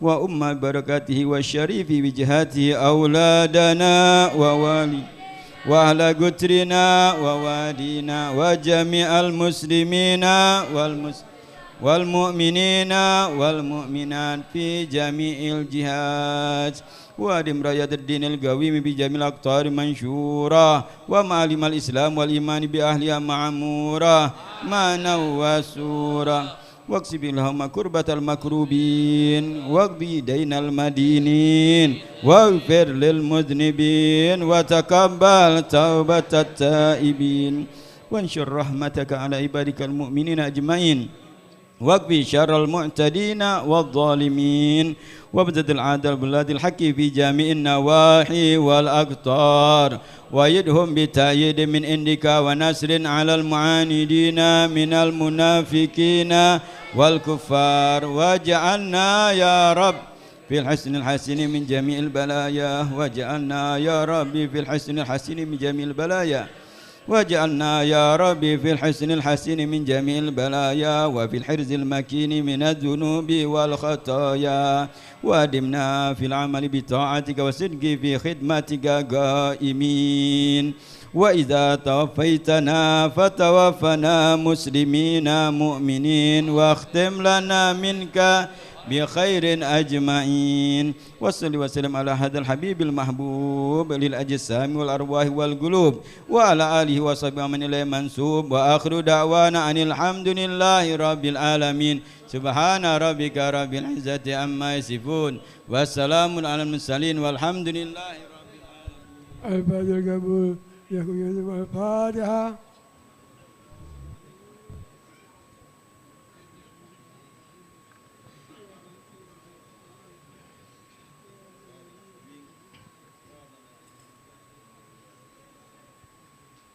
بسم الله الرحمن الرحيم الحمد لله رب العالمين اللهم صل وسلم وبارك وكرم على سيدنا محمد وعلى سيدنا محمد يا مهيمن يا سلام سلمنا والمسلمين بنا بخير الأنام وبأم المؤمنين يا قوي يا متين اكفي شر الظالمين فلم يصفون وسلام على المرسلين والحمد لله رب العالمين. بسم الله الرحمن الرحيم. Assalamualaikum warahmatullahi wabarakatuh. Alhamdulillahi rabbil alamin. Allahumma salli wa sallim ala sayyidina Muhammadin nurika sari wa madanikal jari wa jama'na bihi fi kulli atwari wa ala alihi wa sahbihi ya nur. Rabbi surah li sadri wa yassir li amri wa hlul 'uqdatam min lisani yafqahu qawli wahdi qalbi wa saddid lisani bihaqqi wa bijahi Sayyidina Muhammadin sallallahu alaihi wa alihi wa sahbihi amma ba'd. Ma'asyiral habaib wal asatid wal hadirin rahimani wa rahimakumullah. Alhamdulillah thumma alhamdulillah thumma alhamdulillah, bersyukur kita kehadirat Allah Subhanahu wa taala yang telah mengumpulkan kita pada malam hari yang berbahagia ini, tepat di malam kelahiran Nabi Muhammad sallallahu alaihi wa alihi wa sahbihi wasallam. Malam yang ke-12 daripada bulan Rabiul Awal, kita dikumpulkan oleh Allah Subhanahu wa taala di tempat yang mulia ini, di tempat daripada rumah daripada salah satu wali min auliyaillah, yakni Al-Sayyidina Al-Habib Alwi bin Syekh Asgab. Mudah-mudahan dengan kumpulnya kita pada malam hari ini memperingati daripada hari kelahiran Nabi besar Muhammad sallallahu alaihi wa alihi wa sahbihi wasallam, Allah Subhanahu wa taala senantiasa mencurahkan rahmat, taufik dan hidayahnya kepada kita semua, dan kita minta kepada Allah Subhanahu wa taala dengan berkah bulan kelahiran, di malam kelahiran Nabi besar Muhammad sallallahu alaihi wa alihi wa Allah Subhanahu wa taala mengampuni dosa dan kesalahan kita, kumpulkan kelak di dalam syurganya Allah Subhanahu wa taala bersama baginda Nabi Muhammad sallallahu alaihi wa alihi wa sahbihi wasallam. Amin ya rabbal alamin. Salawat serta salam pada junjungan kita Nabi besar Muhammad sallallahu alaihi wa alihi wa sahbihi wasallam beserta keluarga dan sahabat-sahabat beliau. Ma'asyiral hadirin rahimani wa rahimakumullah, sebagaimana biasanya sebelum kita mendengarkan daripada Maitul Hasanah, kami akan menyampaikan pengumuman peringatan Maulid pada malam-malam berikutnya. Untuk malam besok, malam Ahad, malam yang ke-13 daripada bulan Rabiul Awal, peringatan Maulid akan diadakan di Majelis Tauhid Habib Naufal Asgab bertempat di Komplek Casa Pelot Kalidoni. Kemudian untuk malam berikutnya, malam Senin, peringatan 14 Rabiul Awal, peringatan Maulid akan diadakan di Majelis Ta'lim Al-Awwabin Asuhan Ustadz Abul. Di situ jadwalnya di 3 Ilir, ada perubahan tempat, dilaksanakan di Jalan Veteran Lorong Karyawan. Kemudian untuk malam berikutnya, malam yang ke-15, peringatan Maulid atau malam Selasa, peringatan Maulid akan diadakan di rumah Sayyid Al-Habib Muhammad bin Abdullah Al-Habsyi atau Ustadz Maci, bertempat di Kampung Al-Habsyi 14 Ulu. Adapun peringatan untuk besok hari, yang pertama hari Sabtu tanggal 12 Rabiul Awal, peringatan Maulid pada pagi hari akan diadakan di Masjid Darul Muttaqin, waktu jam 6 sampai dengan selesai. Dilanjutkan pada siang hari jam 10 sampai dengan selesai, peringatan Maulid akan diadakan di Pesantren Dubatul Muhibbin Lebak Murni, Sakoborang. Kemudian untuk sore hari jam 4 sampai dengan selesai, peringatan Maulid akan diadakan di rumah Al-Hubabah Darwisah binti Abu Bakar Al-Musawa, bertempat di Kampung Muaro atau Gede Wica di Kampung Muaro. Ma'asyiral hadirin rahimani wa rahimakumullah, itulah beberapa pengumuman yang dapat kami sampaikan pada malam hari ini.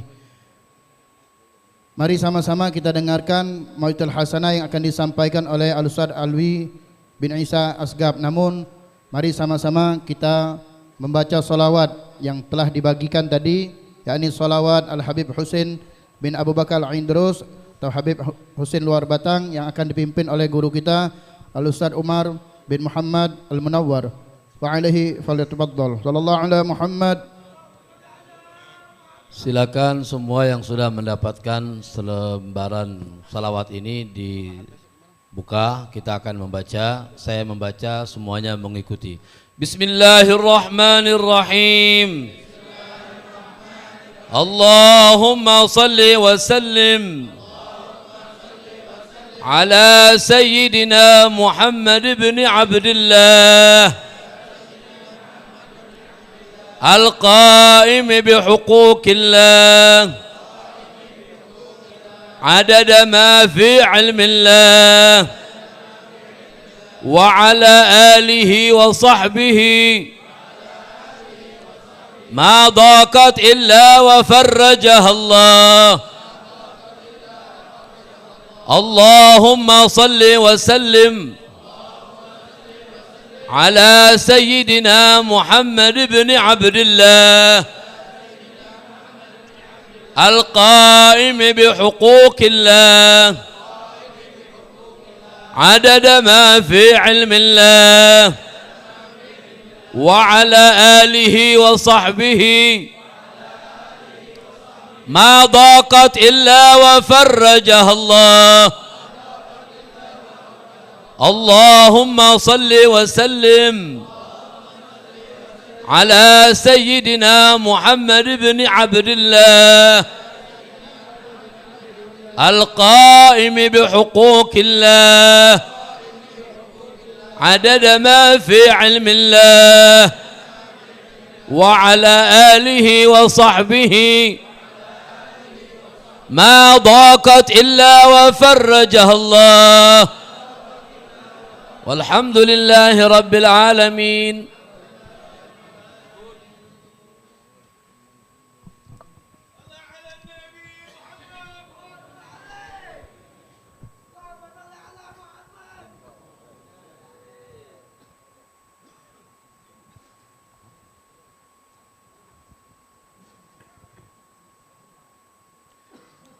Assalamualaikum warahmatullahi ta'ala wabarakatuh.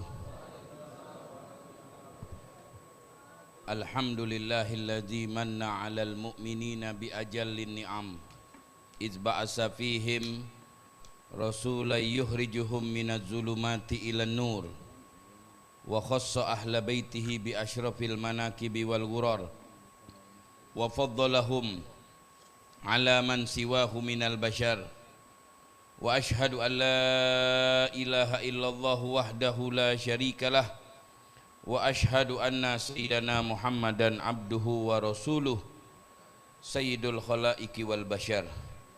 Allahumma salli wa sallim ala sayyidina Muhammadin bi'adadi man shalla alaik minal mahluqat wa salli wa sallim ala sayyidina Muhammadin kama tuhibbu an nusalli wa sallim ala sayyidina Muhammad. Allahumma salli ala sayyidina Muhammad kama amartana an nusalli ala sayyidina Muhammad. Subhanaka la ilma lana illa ma 'allamtana innaka antal alimul hakim. Rabbi shrah li sadri wa yassir li amri wahlul 'uqdatam min lisani yafqahu qawli wasaddid fi lisani wahdi qalbi bihaqqin nabi Muhammadin sallallahu alaihi wasallam wa alihi. Para hadirin, para habaib, para orang-orang tua kita yang kita muliakan, para guru-guru, hadirin hadirat yang dimuliakan oleh Allah Subhanahu wa taala. Alhamdulillah kita bersyukur kepada Allah Subhanahu wa taala pada malam ini lisan kita bisa bergerak memuji Nabi Muhammad sallallahu alaihi wasallam. Pas malam ini tanggal 12 Rabiul Awal, Rasulullah SAW lahir di malam ini. Malam yang paling afdal yang ada di alam semesta ini, malam tanggal 12 Rabiul Awal, waktu Rasulullah lahir di tahun gajah, melebihi daripada malam Lailatul Qadar, melebihi daripada malam. Kalau tidak ada malam itu, maka tidak ada alam semesta ini. Kalau tidak ada malam itu, maka tidak ada alam semesta ini. Kalau tidak lahir di malam itu, maka kita tidak ada galuh. Berkat beliau maka seluruh manusia ini dimuliakan oleh Allah, dipilih oleh Allah Subhanahu wa taala. Alhamdulillah ala dzalik. kita bisa berkumpul di malam yang mulia ini. Semuanya pilihan yang kita pilih dan sesuai dengan pilihan Allah. Allah Subhanahu wa ta'ala menciptakan yang baik dan menciptakan yang tidak baik, dan memilihkan kepada manusia untuk berbuat baik. Pernah Al-Habib Abdullah bin Muhsin Al-Attas, beliau ditanya, disebutkan dalam kitab Bahjatut Talibin, kaifa yulamul abdu alal fi'lil mazmum wa qad katabahu Allahu ala zalik. Apa arti daripada pertanyaan ini? Bagaimana manusia itu dihukum, diberikan dosa oleh Allah, ditulis kejahatan di saat dia melakukan kejahatan, padahal kejahatan itu sudah termaktub. Sudah termaktub itu. Allah yang mentakdirkan melakukan kejahatan itu. Kenapa kok kita bisa dihukum? Kenapa bisa mendapat dosa padahal itu maktub dari Allah? Dijawab oleh Habib Abdullah bin Husain bin Muhsin Al-Attas, sahib Empang Bogor. Beliau mengatakan, innallaha bayyana lana tariqain, tariqal khairi wa tariqus syarr, wa akhadha lana wa li jami'i khalqihi al-misaq fi yaum alastu bi rabbikum. Allah itu sudah memilihkan kepada kita, memilih yang baik, memilih baik, menjelaskan. Allah sudah menjelaskan antara yang baik dan yang tidak baik. Ini yang baik loh, ini yang tidak baik loh. Kemudian Allah telah mengambil sumpah kepada kita. Disebutkan di dalam surah Al-A'raf, Allah berfirman, wa iz akhadha rabbuka min bani adama min zuhurihim dzurriyyatahum wa ashhadahum ala anfusihim alastu bi rabbikum qalu bala syahidna an taqulu yaumal qiyamati inna kunna an hadza ghafilin. Tak kala Allah mengambil sumpah kepada arwah-arwah manusia, kita diantaranya, dikumpulkan oleh Allah, ruh-ruh kita dikumpulkan. Setelah ruh tadi berkumpul, kata Allah, wahai ruh, seandainya kalian kumasukkan ke dalam tubuh manusia, kalian menjadi manusia, apakah kalian tetap sholat, tetap beriman kepadaku? Semua ruh makhluk Allah menjawab, golu bala. Mereka bersaksi sudah. Jadi kalau kita melanggar kejahatan, berarti kita melanggar janji kita kepada Allah.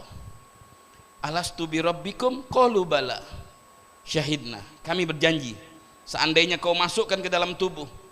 Kemudian janji tadi itu dimasukkan oleh Allah di Hajar Aswad. Makanya kalau kita bertawaf di Hajar Aswad, Allahumma imanan bika wa wafaan li ahdika, memenuhi janjimu. Janji apa? Janji waktu kita di alam arwah. Sayyidina Umar bin Khattab disebutkan oleh Imam Ghazali dalam kitab Ihya Ulumuddin. Sayyidina Umar bin Khattab, beliau waktu mencium Hajar Aswad, setelah dia mencium, beliau berkata, ya Hajar, innaka Hajar, laula anni ra'aitu Rasulullah SAW gabbalaki ma gabbaltuk.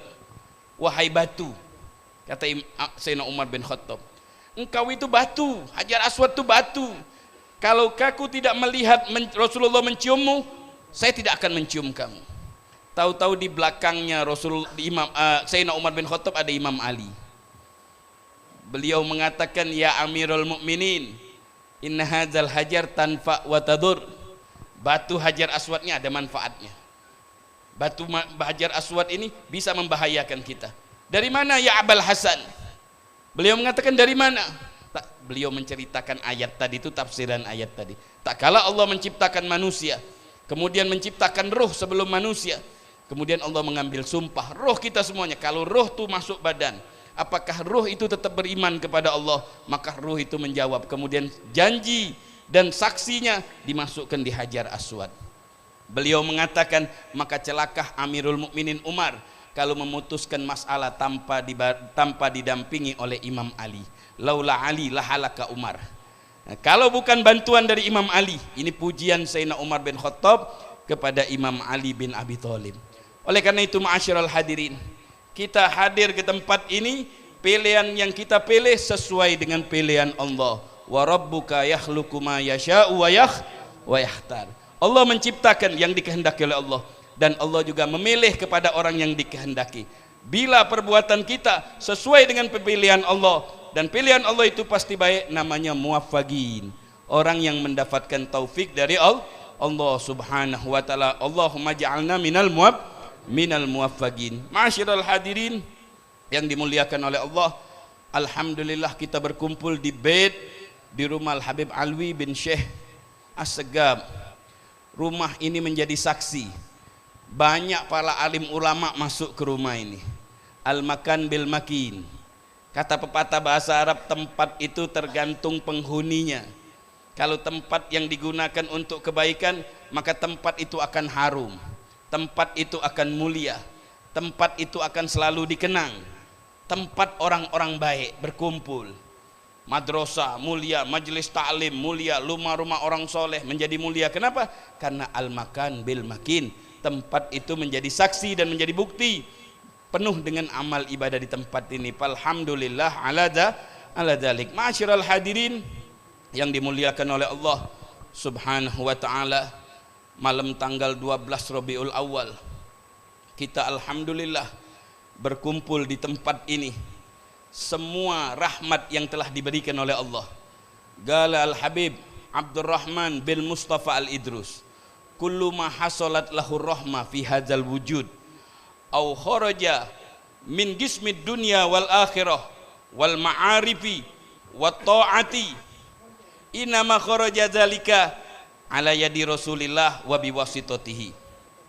Setiap rahmat yang turun ke muka bumi ini, setiap rahmat yang sampai kepada kita, itu semuanya berkat Nabi Muhammad sallallahu alaihi wasallam. Setiap orang mendapatkan rahmat pasti mendapatkan percikan dari Nabi Muhammad SAW.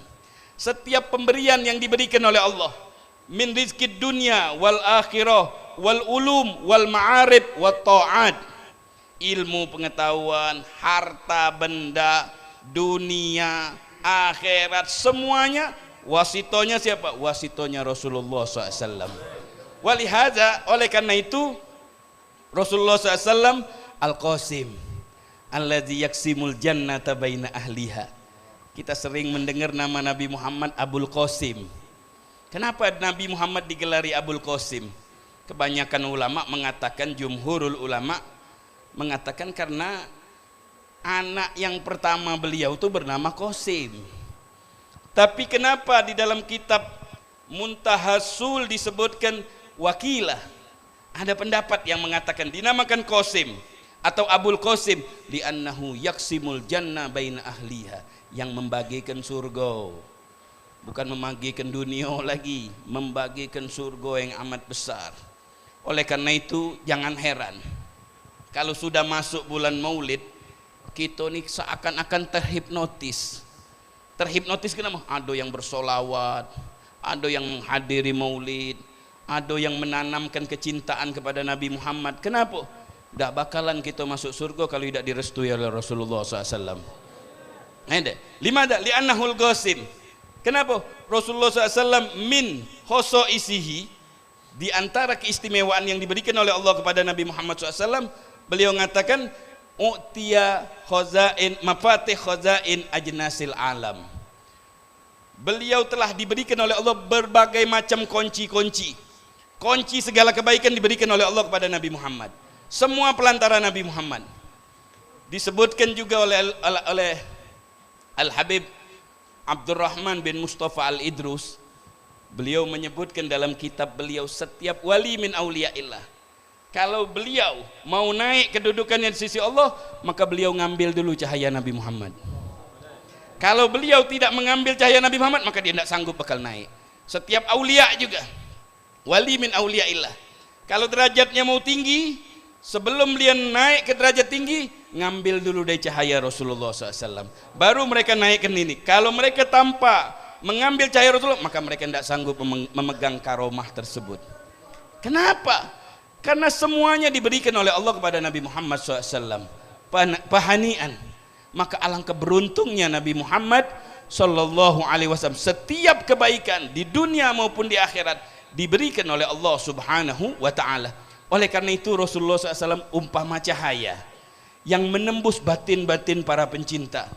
Orang yang cinta kepada Nabi Muhammad ditembus cahaya. Semua cahaya diberikan oleh Allah kepada Nabi Muhammad SAW.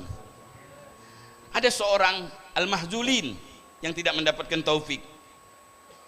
Dia mengatakan, disebutkan dalam kitab Muntahassul juga, saya ini hanya mendapatkan hidayah Islam dari Nabi. Kalau cahaya keimanan saya mendapatkan dari Allah, dan tidak ada untungnya dari Nabi Muhammad, cuman dia yang mengajak saya masuk Islam.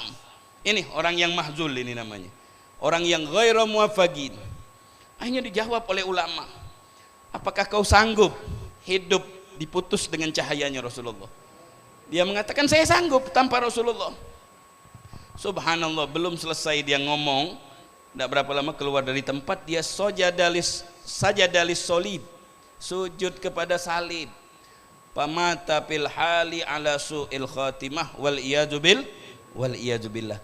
Akhadha wahid minas salihin, diceritakan ada seorang soleh, ini dari orang-orang bersih, mereka mengambil sepotong roti. Ada sepotong roti liyakulahu, dia ngambil dari sepotong roti tadi itu, dia lihat roti itu, diperhatikan dengan mata batinnya, dengan mata batin. Kalau kita melihat pakai mata ini, dia ngelihat dengan mata batin. Tahu-tahu dari roti tadi itu keluar cahaya. Diperhatikan roti tadi itu, cahaya tadi diperhati, kemana ini cahaya ini larinya? Tahu-tahu sumbernya ke Rasulullah. Dari Rasulullah tadi kemana ini cahaya Rasulullah ini? Tahu-tahu kepada Wahidil Ahad. Dari cahaya Rasulullah tadi itu berpancar ke cahaya diperhatikan ke malaikat, ke para nabi, ke manusia, ke alam semesta. Semuanya sumbernya dari Rasulullah, dan Rasulullah bersumber dari cahaya Allah. Jadi oleh karena itu setiap rizki yang kita makan, baik rizki duniawi, itu sumber cahayanya dari Rasulullah Sallallahu Alaihi Wasallam. Oleh karena itu ma'asyiral hadirin, la ya'rif qadral maulid illa man arafa qadral maulud. Tidak bakalan kita paham apa ini bulan maulid kecuali kalau kita belajar Nabi Muhammad. Kalau kita tahu Nabi Muhammad, baru kita tahu apa itu bulan maulid. Jadi mau tahu bulan maulid, tahu dulu siapa Nabi Muhammad. Adakah orang yang lahir dalam keadaan sujud? Tidak ada. Adakah orang yang lahir dalam keadaan terhitan? Adakah orang yang lahir alam semesta ini berpancaran cahaya? Adakah manusia yang lahir di dunia ini dalam keadaan sujud dan matinya api yang 1000 tahun berkobar tidak mati-mati? Adakah? Tidak ada. Oleh karena itu lahirnya Nabi Muhammad berbeda dengan lahirnya makhluk-makhluk yang lain. Menjadi manusia yang paling mulia Nabi Muhammad Sallallahu Alaihi Wasallam. Oleh karena itu ma'asyiral hadirin, kita kalau sudah datang bulan maulid, iksar minas shalah ala nabi, banyak yang bersolawat, banyak yang berzikir, banyak yang ini hadir majelis ta'lim, majelis maulid. Niat kita, tujuan kita satu, tidak niat duniawi, niat kita karena kami cinta kepada Rasulullah. La ilaha illallah. Syekh Ali bin Abu Bakar Sakron, beliau pernah ditanya makna la ilaha illallah. Beliau menjawab, la ilaha illallah fi syariah la ma'buda illallah. Tidak ada yang disembah selain Allah. Wa fit tariqah la magsuda illallah. Wa fil haqiqah la maujuda illallah. Tidak ada yang disembah. Kami beribadah, kami hadir maulid, kami baca solawat karena kami cinta Rasulullah. Bukan kami minta rezeki, bukan kami minta itu, nanti rezeki bakal datang. Kadang kan orang Ustaz, banyak yang bertanya, ada amalan-amalan cepat kaya Ustaz? Yang lemak galau ditanya wong ini. Salat duha, salat kawan tadi itu duha, tahu-tahu dak kayo-kayo. Ada lagi dak Ustaz? Maco waqiah habis asar, idak kayo-kayo. Berarti kamu nih mau ibadah atau mau nyembah Allah atau mau minta rezeki atau mau minta duit? Hati-hati di dalam solawat kepada Rasulullah. Itu min su'il adab. Min su'il adab. Banyak orang bersolawat tapi solawat kita putus. Solawat kita putus, tidak nyambung ke Rasulullah. Kenapa? Tujuan kita tidak benar. Hadir maulid juga tujuan kita kenapa tidak sampai-sampai kepada Allah? Karena tujuan kita benar. Ada seorang namanya Muhyiddin Ibn Arabi. Bagian ulama mengharamkan baca kitabnya, jangan baca kitab tarekat tasawuf kelas tinggi. Jadi kalau orang yang ilmunya minim jangan dibaca dulu. Akhirnya ada yang jawab, kami yang paham kami amalkan, yang tidak paham kami tinggalkan. Dijawab oleh Habib Abdul Haddad, takutnya kami yang kamu paham itu salah paham.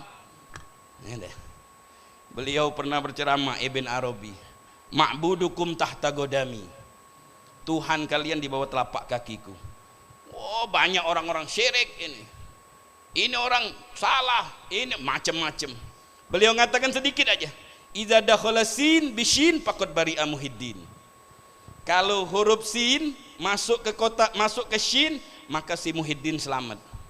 Sudah 100 tahun dari ucapan beliau, ada seorang raja namanya Raja Salim. Nama Raja Salim masuk ke kota Shin, kota Syam, di mana Ibn Arabi ngomong ma'budukum tahta godami. Oh, itu di tempat itu katanya. Saya baca di kitab Ibn Arabi dibilang syirik, murtad. Dia mengatakan Tuhan kalian di bawah telapak kakiku. Subhanallah, mana itu tempatnya? Oh, di sini nih, tunjukin. Lah diunjukin, coba bongkar ini. Dibongkar toto harto. Oh, ternyata ini yang kamu sembah tuh harto. Mak mano sampai kepada Allah. La ma'buda illallah, la ma'buda illallah. Tidak ada yang kita sembah kecuali kepada Allah. Kenapa hadir maulid? Kenapa zikir? Kenapa tilawatil Quran? Anak-anak cinta kepada Allah. Karena anak cinta kepada Rasulullah. Seandainya kami hadir maulid tidak mendapatkan pahala, tidak apa-apa, yang penting kami cinta kepada Allah. Robiatul Adawiyah, tokoh sufiah, beliau itu mengatakan, saya ibadah ini kepengen memandang Allah, sebab memandang Allah itu di hari kiamat dan di surga. Seandainya memandang Allah itu ada di neraka, saya siap masuk neraka. Kenapa? Nikmat yang terbesar memandang Allah dan mendapatkan keridhaan Allah subhanahu wa ta'ala. Oleh karena itu, ma'asyiral hadirin, mari aktsiru minas shalah ala nabi, perbanyak solawat. Solawat yang kita utarakan, solawat kepada Nabi Muhammad lebih afdal daripada sujudnya Nabi Adam. Solawat yang kita baca lebih afdal daripada sujudnya Adam. Nabi Adam disujuti oleh malaikat, Nabi Muhammad tidak pernah malaikat sujud. Tapi solawatnya Nabi Muhammad lebih afdal daripada sujudnya malaikat kepada Nabi Adam. Sujudnya malaikat kepada Nabi Adam terputus sekali cuman, zaman itu habis, selesai, tidak sujud lagi.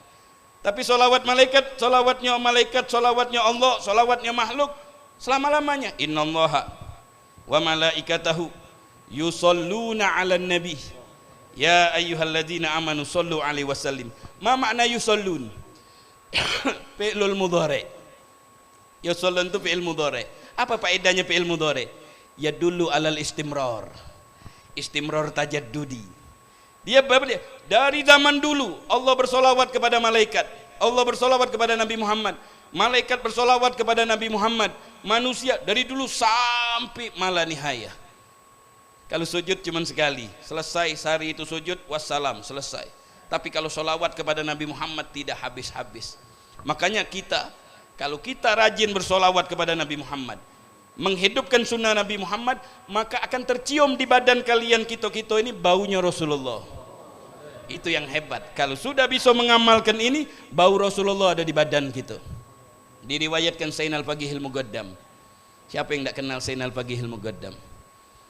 Tokoh sufiah, tokoh daripada Ba'alawi yang membentuk Thariqah Ba'alawi, Sayyidina Al-Faqihil Muqaddam. Di akhir hayatnya cuma diam, tidak makan selama 13 hari. Itu Sayyidina Al-Faqihil Muqaddam, luar biasa mujahadahnya, terkenal. Beliau itu sering berziarah ke Nabi Allah Hud. Beliau itu sering berziarah ke Nabi Allah Hud. Setiap tahun berziarah ke Nabi Allah Hud. Kemudian ada satu tahun beliau itu tidak berziarah ke Nabi Allah Hud karena sakit.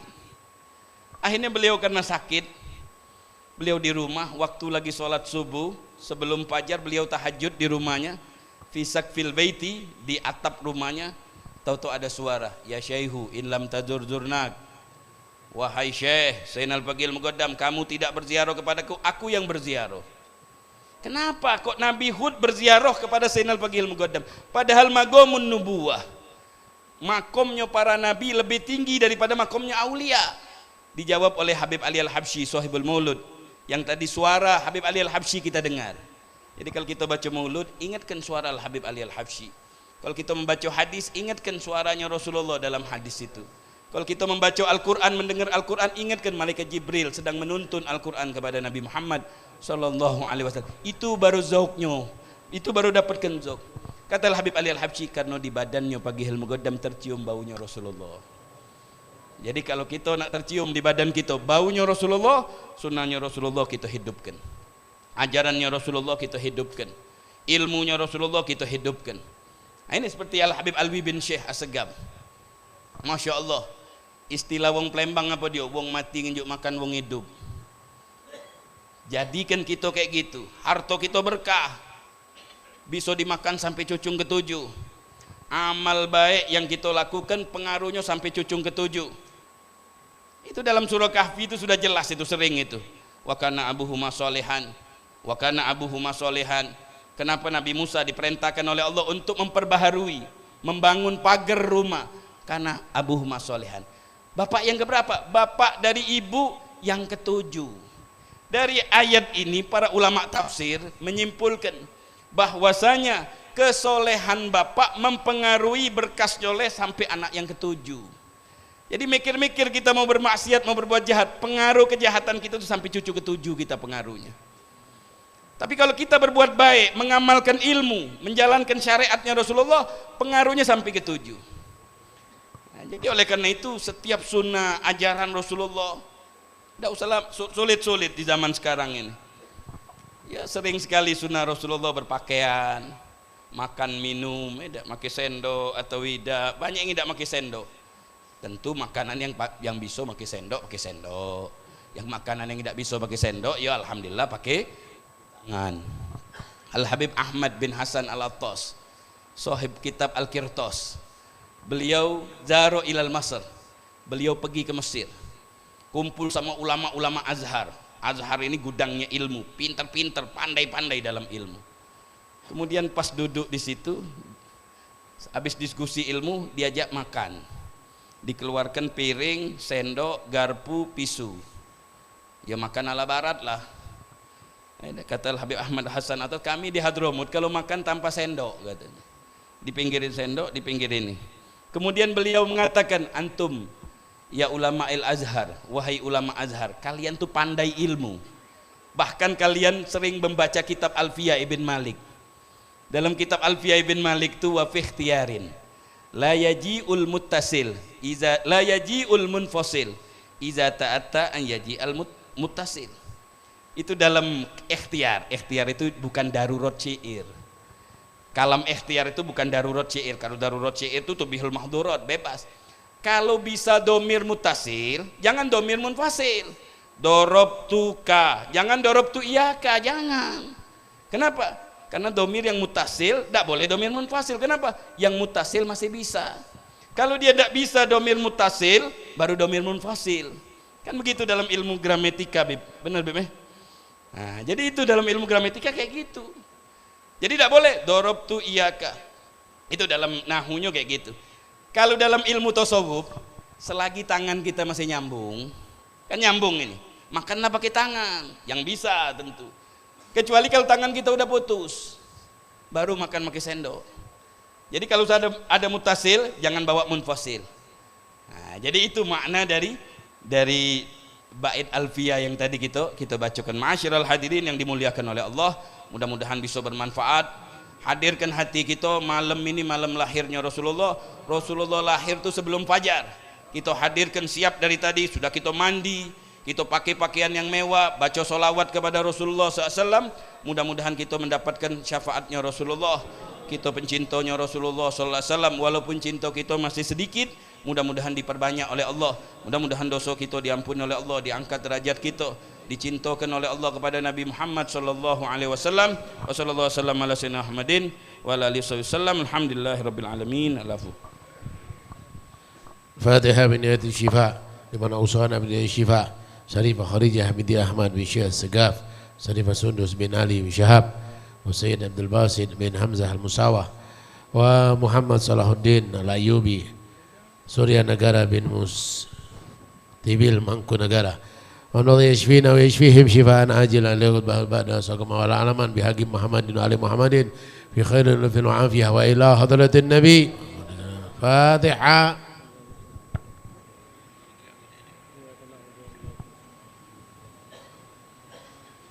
اللهم صل وسلم على سيدنا محمد صلاة تمن بأحلائهم بالشفاء وتزيل بأن أبدانهم كل داء وعلى آله وصحبه وسلم. ربنا تقبل منا إنك أنت السميع العليم وتب علينا إنك أنت التواب الرحيم. ربنا آتنا في الدنيا حسنة وفي الآخرة حسنة وقنا عذاب النار. وصلى الله على سيدنا محمد وآله وصحبه وسلم. الحمد لله رب العالمين. قول